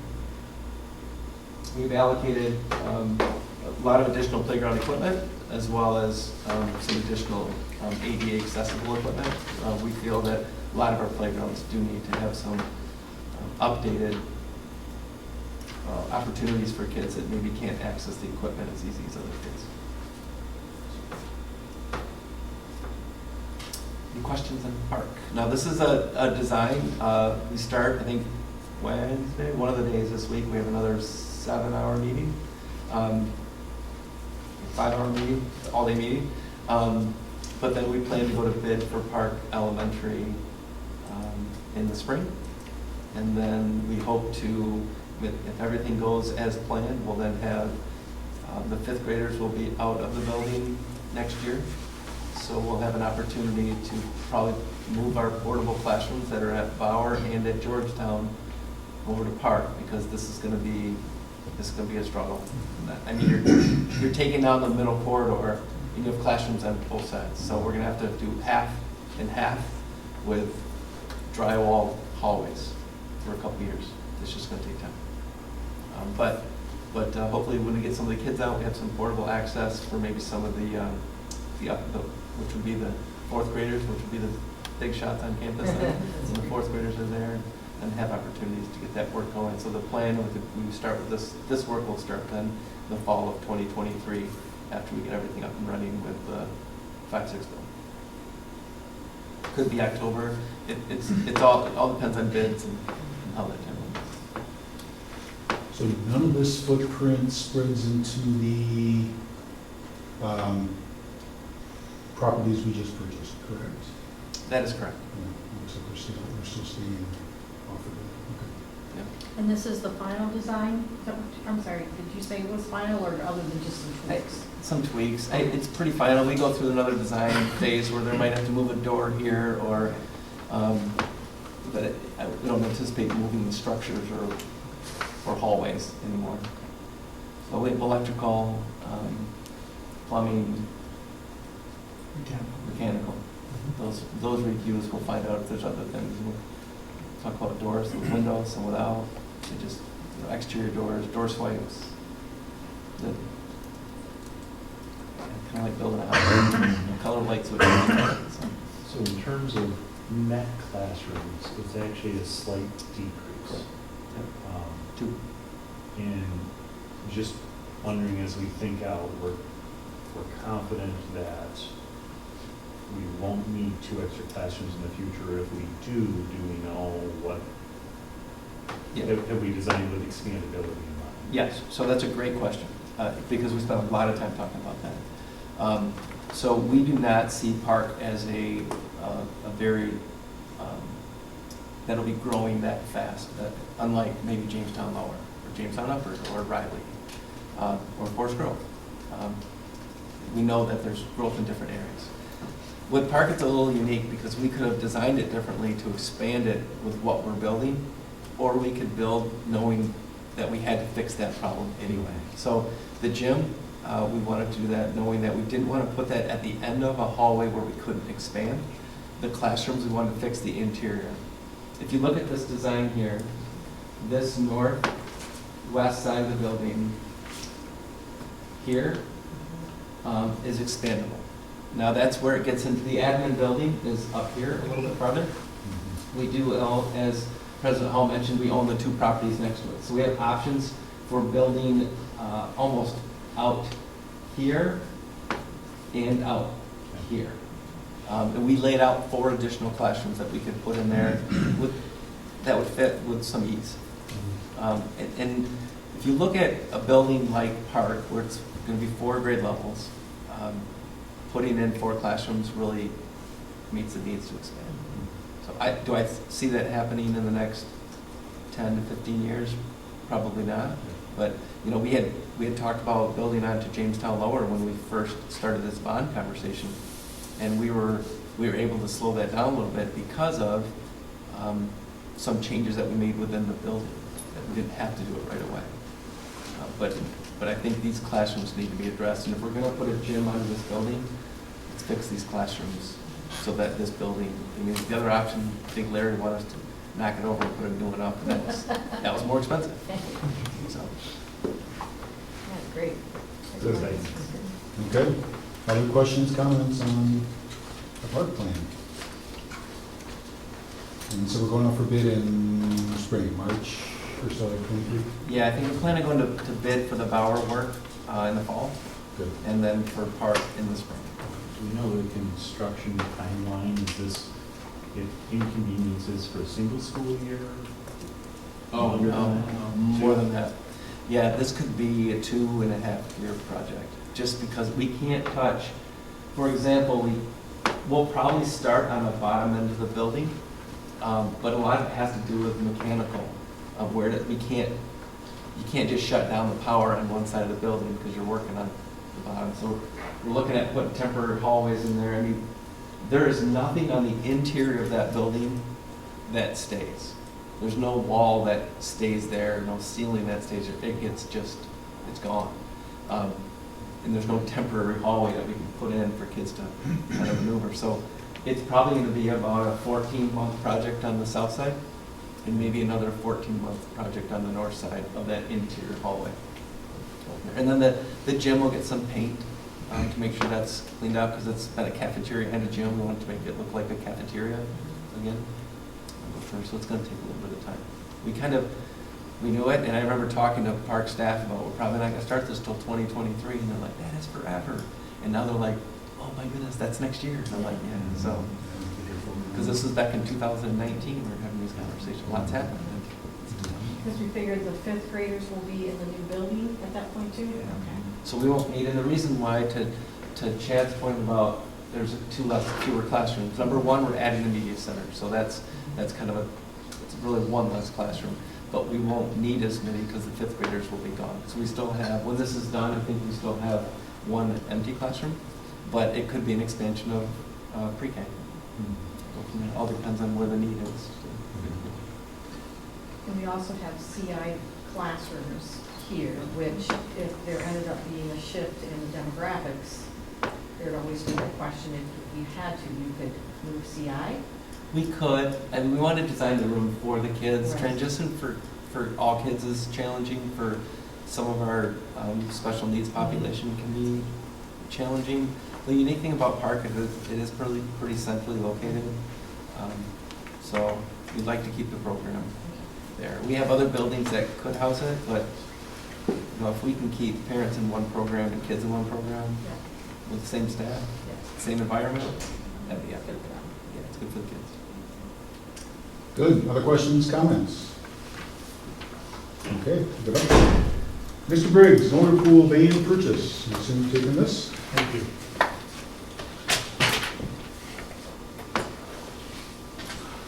So the structure of the recommendation is very similar to what we've done in the past. We wrapped a few more things in than we normally do. But I'd like to thank just the amount of time that Rob Matthews, our transportation director, has taken putting this together.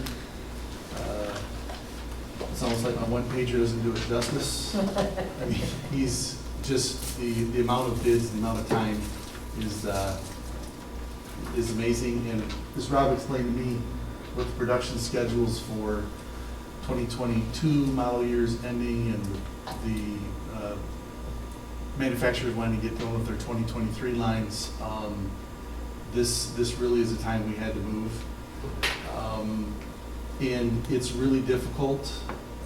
It's really difficult to get vehicles that meet the specifications anymore. There just aren't people. Not everybody wants to make vans. Not everybody wants to make like sedans. I mean, they're just the manufacturers are moving to things they can make more profit on. So I just can't say enough about Rob's the work Rob's put in, and we're just 5 weeks into school, so it's been intense. But our recommendation is to purchase 2 10-passenger vans and 1 6-passenger van. And I think, Rob, this is the first year we did get our 6-passenger van. It's the first time we've had a vehicle like this. I don't remember seeing one in the fleet. So it's this particular model, it's the first time. This 6-passenger is really doing well for us, and the 2 10-passenger vans are really replacing the 2 Suburbans. So as you can see on there, they're 99 and 2008. So some people would say they don't owe us anything. So so our recommendation is to buy these 3 vehicles from Boardman Ford. And you notice when you look down there, middle of the page, the prices have gone up. We're also not able to use the GSA pricing, the government contracts anymore, because the manufacturers, I mean, they're really doing this it's almost out of just to help us out. They could sell this vehicle and make more money off it when it hits their lot. So they definitely don't have to participate with the government purchasing programs anymore to push their fleets. Everyone's sold before they get it. We've tried purchasing vehicles over the last 3 years, and a lot of times they never get the vehicle, or it's sold before it gets to them, it trickles down to them on the lot. So the recommendation is to get 2 10-passenger, 1 6-passenger for $141,716. Boardman is the lowest bidder. They're the only bidder that gave us bids on all 3 vehicles, and that's a recommendation. Okay, questions, comments? We'll have to take action on this in October. Please. Budgeted for, correct? Yes. Bob, anyone? Okay. We're very optimistic. We're very optimistic. I love optimism. Thank you. Okay, thank you, Mr. Briggs. Next up, academic performance metric sheet update. Draft number 3. So you have a draft in front of you about some ideas that we've had around getting information in front of the board. I will tell you that, I'll give you an example, our M-STEP data has been released. So there'll be a meeting that you'll have a lot more information than just this on a regular basis. Some of these will be fluid, and we'll go through those M-STEP results. They were just released, and we're trying to get those, they'll get into our system so we can use comparables between us and other like districts, if you will. Look at not only math and reading, but also catch social studies and science at the different grade levels, along with our SAT scores, all of the information. So in the top, you see some student achievement data. Those are just samples of what we could look. This is data from a year ago, right? So that would be updated with current year data to show that scores look a lot different here than in last year. Some of those information. So I guess what I'm looking for is does this give you more of a snapshot of what is transpiring in this? What else would you like to see on a regular basis? Obviously, if there are things that you want to see on a monthly basis. Like test results come out in September, we'd like something in October that gives us this, which is what we plan on doing. Okay. But this is more of on a regular basis. This will be sitting at your chair when you show up to a board meeting, so that you're like, oh, yeah, but even if you don't read it all, you can look at it and say, this is information that's relevant to you as a board member, knowing more about what's taking place in the district. I do want to get on here some numbers regarding co-curricular activities for kids that are involved in fine arts. Also want to get some participation rates for our maybe athletic programs, our AP opportunities, and kind of what those are. So we have some of those. Stephanie's been out sick for a while. She's going to be okay, but I want to make sure we get some of those things included in here also. So we still have a little bit more space on here, and maybe there are things that you're like, we don't need this right now.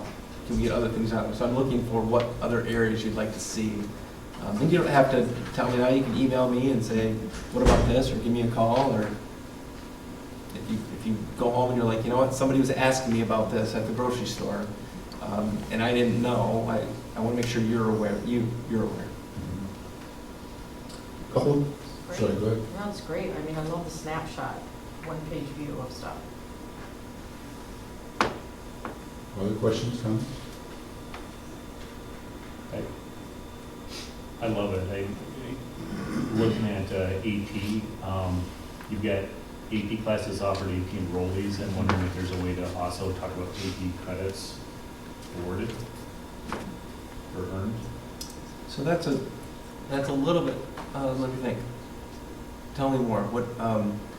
Because like you don't have to take the AP test if you take the AP class, and if you take the AP test and you get a 5 as an example, depends on where you go to school if you got credit for it. So it's sometimes it's hard to say until they're gone. Some schools take a 3, some need a 4. Right. It varies by college. I mean, it's a good discussion item to feel, maybe get feedback from teachers about, do you think this kid will utilize this credit?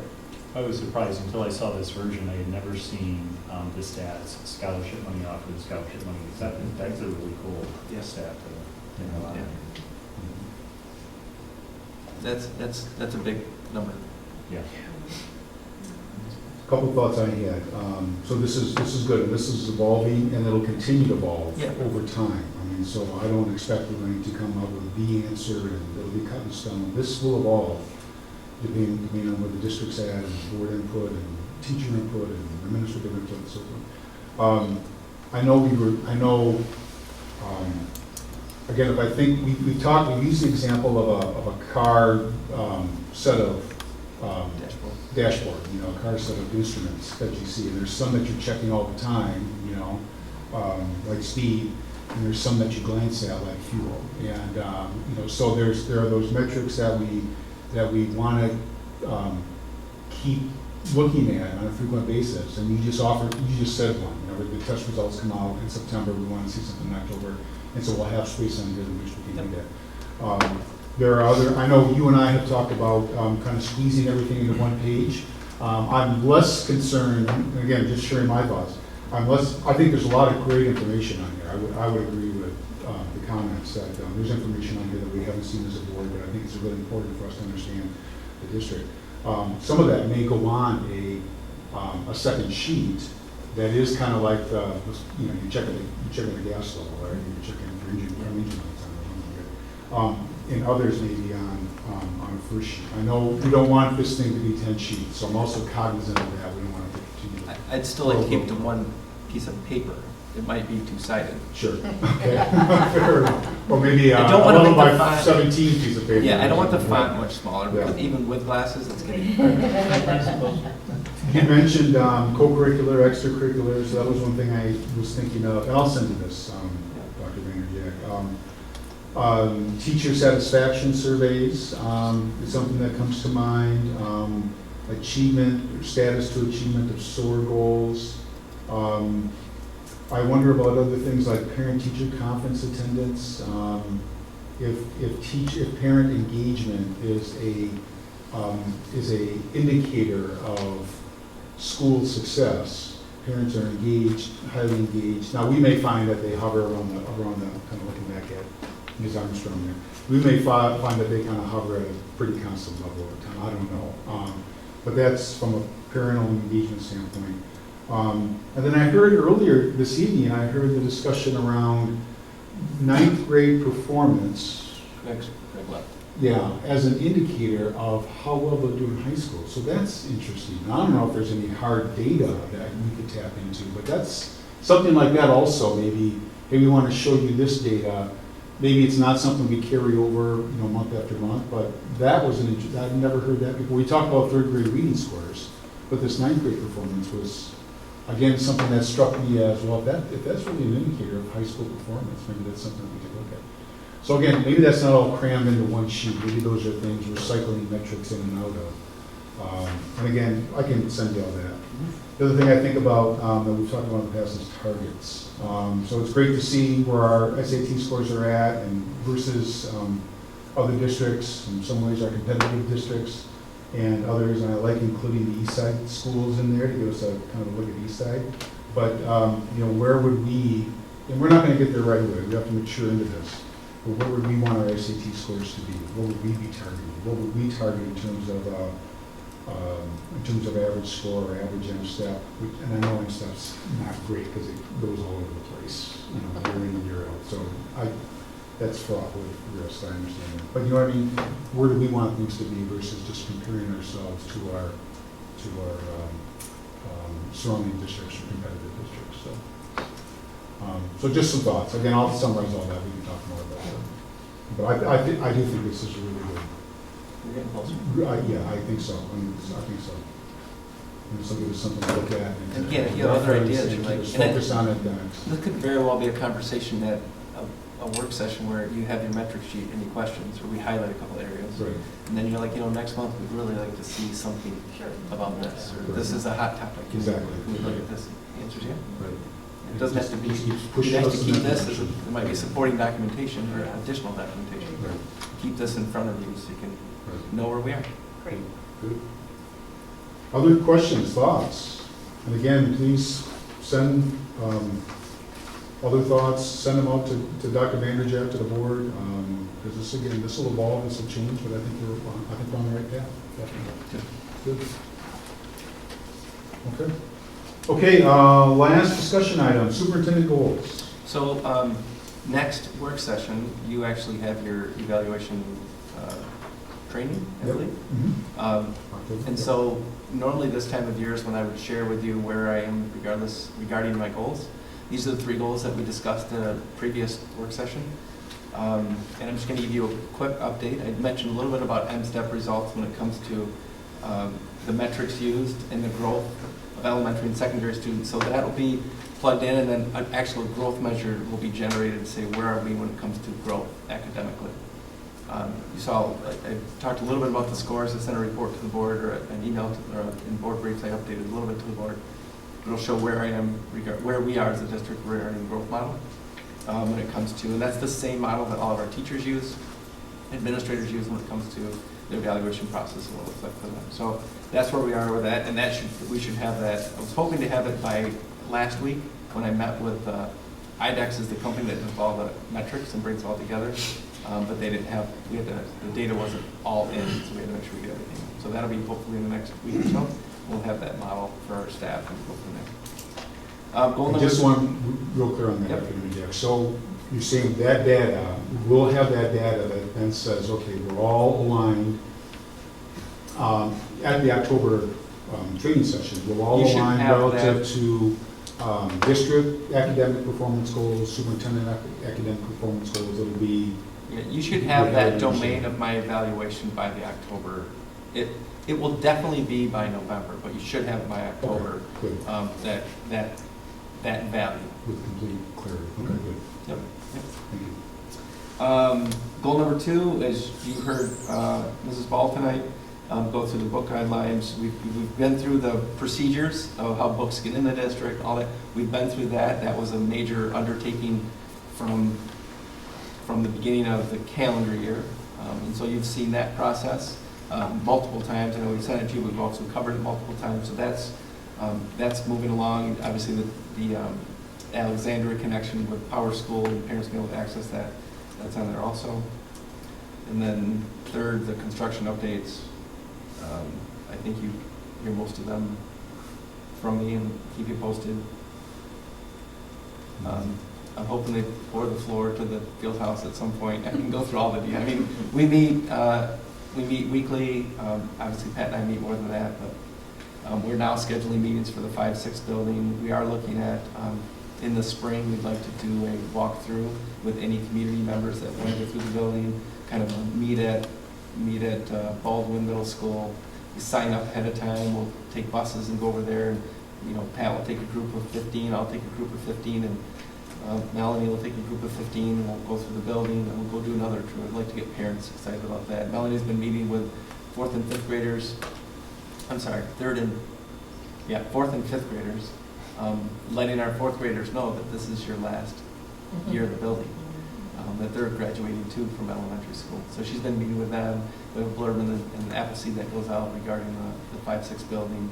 A lot of conversations about structure. I know I sent some of that to the board and what we're discussing. We have another work session tomorrow evening with our 5-6 planning team to talk about, you know, professional development of staff and hiring of staff and what does the office structure look like. And there's a lot. Some are going to be easy to check the box and say this worked out well. It's hard to mirror the north and south when we have a completely different physical structure. We're doing everything we can to keep them consistent. We'll pull it off, but it'll be an adventure, to say the least. How do you see the relationship of these goals to SOAR goals? So they're Relative to an evaluation. Yeah, so I would say that if one of my goals was about the SOAR goals, then I would think that would be the connection. But to me, they're separate. The SOAR goals themselves are, the SOAR plan was derived through our community, approved by the board, and those are items that we work on as an administrative staff to try to undertake the goals that are in that plan. Some are manageable, and we'll be able to check them off and say, we're done. Others are, we tried, and it's harder than just the goal to say we've accomplished it. There are others that'll be like, this is a short-term plan, but quite frankly, because of COVID, it turned into a long-term plan, or it turned into, we took a different direction because of this. So if you recall, we updated the board regarding the SOAR plan a few months ago, and highlighted what was done, what was in process, and what hadn't been started yet. And we'll do that again. Usually we do that again in January. We have one more year with our strategic plan, and some of those items are done and dusted, somebody would say, but others are not, that we'd have to go through. So I don't see a parallel between those goals and my goals. I think you hold me accountable for those goals also, but not in regards to, that's more like it's not specific to this. Unless one of my goals says, and I think one of my goals last year, was implementation of the strategic plan. The year before that might have been creation of the strategic plan. So this is one year that it's not on there, it's either. And next year it'll probably be creation of the next strategic plan, because we'll have another one that we'll be going into. Okay. Other questions, thoughts? Again, if you recall, a couple of months ago, 2-3 months ago, I brought in that spreadsheet and outlined some goals. This is a condensed and more appropriate version of that. I'll put it that way, or format of that. The only goal that I did modify was the construction goal. When I Right, said we make talked sure it about comes that, yeah. under budget and on time. I can do a lot. I have a lot of amazing people. But I did put the word in all attempts to keep it under budget. Okay, other questions or comments? What's that? Just a comment to that point though, in terms of the construction updates, I know we can't hold you accountable per se for the schedule because there's so many factors that can do it, but I think in terms of updating us, it would be helpful if there were like a simple dashboard that just spoke to this schedule, scope, budget, contingency. And really, it's just a remaining contingency, I think, that would be helpful, just to say, here's the 5 projects underway, the expected completion is this date, and we're still on track for that, or we had to move it out for some reason. You know, we kind of get roofing materials or whatever it is. Yep, You know, we can here's how absolutely we're do that. Doing the scope hasn't grown, and here's how much contingency remains. Sure, the contingency was the big one. When we provide, I think we provided that to the board 2 meetings ago. We've had a lot of meetings in the last couple of months, so, but we went through that. That's a big one. I think the plan, the timeline is always a hard one, because you have the roof's delayed a month, but we're putting this wall up early because we have the masons Well, here. in the overall timeline, I would be far more interested in what's the expected completion, like when do we get certificate of occupancy, and if that date moves. I think having it informed that that date is moved. We're planning on it being done by June 1, and now they're saying September 1, and that's a problem because school starts before September 1. Yeah, it better be done before September 1. I don't know how else to respond, but yes, and that was kind of the conversation we had regarding the field house. That project is, we're still pushing, but we don't want to make the mistake of pushing so hard that we Make a mistake. we experienced a little bit. I didn't experience. I heard we experienced a little bit with this building, and that's why you see a lot of conduit around. We want to make sure we do it. Okay, other questions or comments? On goals? Okay, that is all the discussion items we had for this evening. We move on next to recognition of visitors and hearing people present. I think we have a couple of folks, Robin, this evening. One had to leave, so we just have one speaker. Okay. That's Greg Chansky. Okay. Good evening. Just want to say one thing about the meeting last week. And this is just from a process standpoint, but a couple of the board members seemed to indicate that they had legal questions about the item that was under discussion, the book. And I would just say that in a process that's taken several months to see its way through, and 150 or 170 people there, that it might have been appropriate to have a lawyer present who could have answered those questions. I know that 4 of the 7 people on the board, on the committee, also referenced the fact that they were concerned about a legal ramification. So that's just something that I thought might be important going forward. And in my last couple of minutes, I'd like to take to devote to talking about Pat. And I've been watching him for the last 10 months, and coming in with a background similar to his, I've been just not amazed, but very pleased with his performance and everything that he does for this district. Even today, with the new audit firm that was here, the new bidding process that he's been working on, the extensive building projects, and then to have no findings today.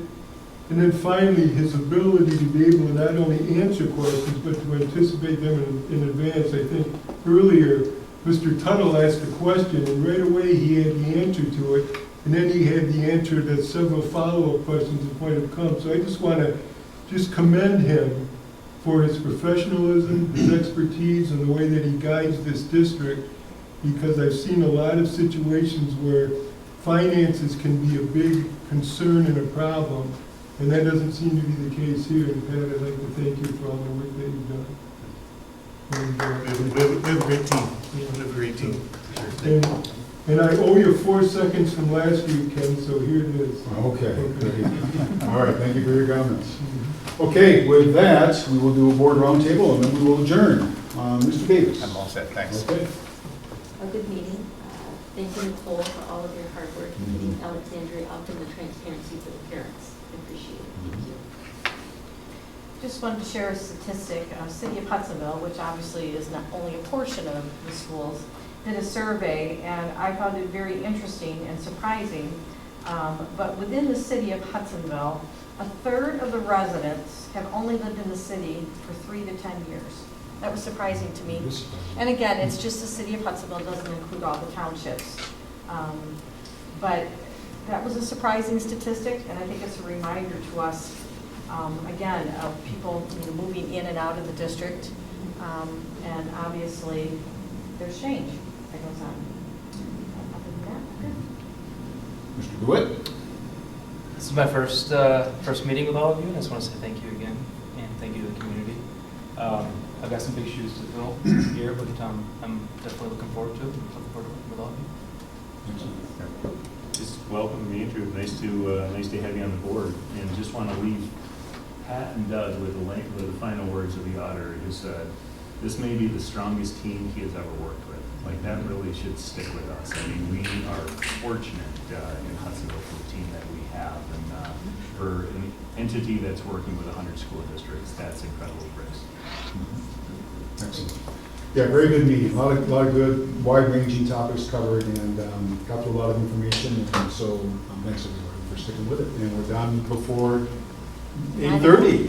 So within a couple hours. Okay, with that, can I have a motion to adjourn, please? So moved. Motion by Chad Tuttle, support from Bob Hooper. All in favor? Yes. We are adjourned. Thank you, everyone.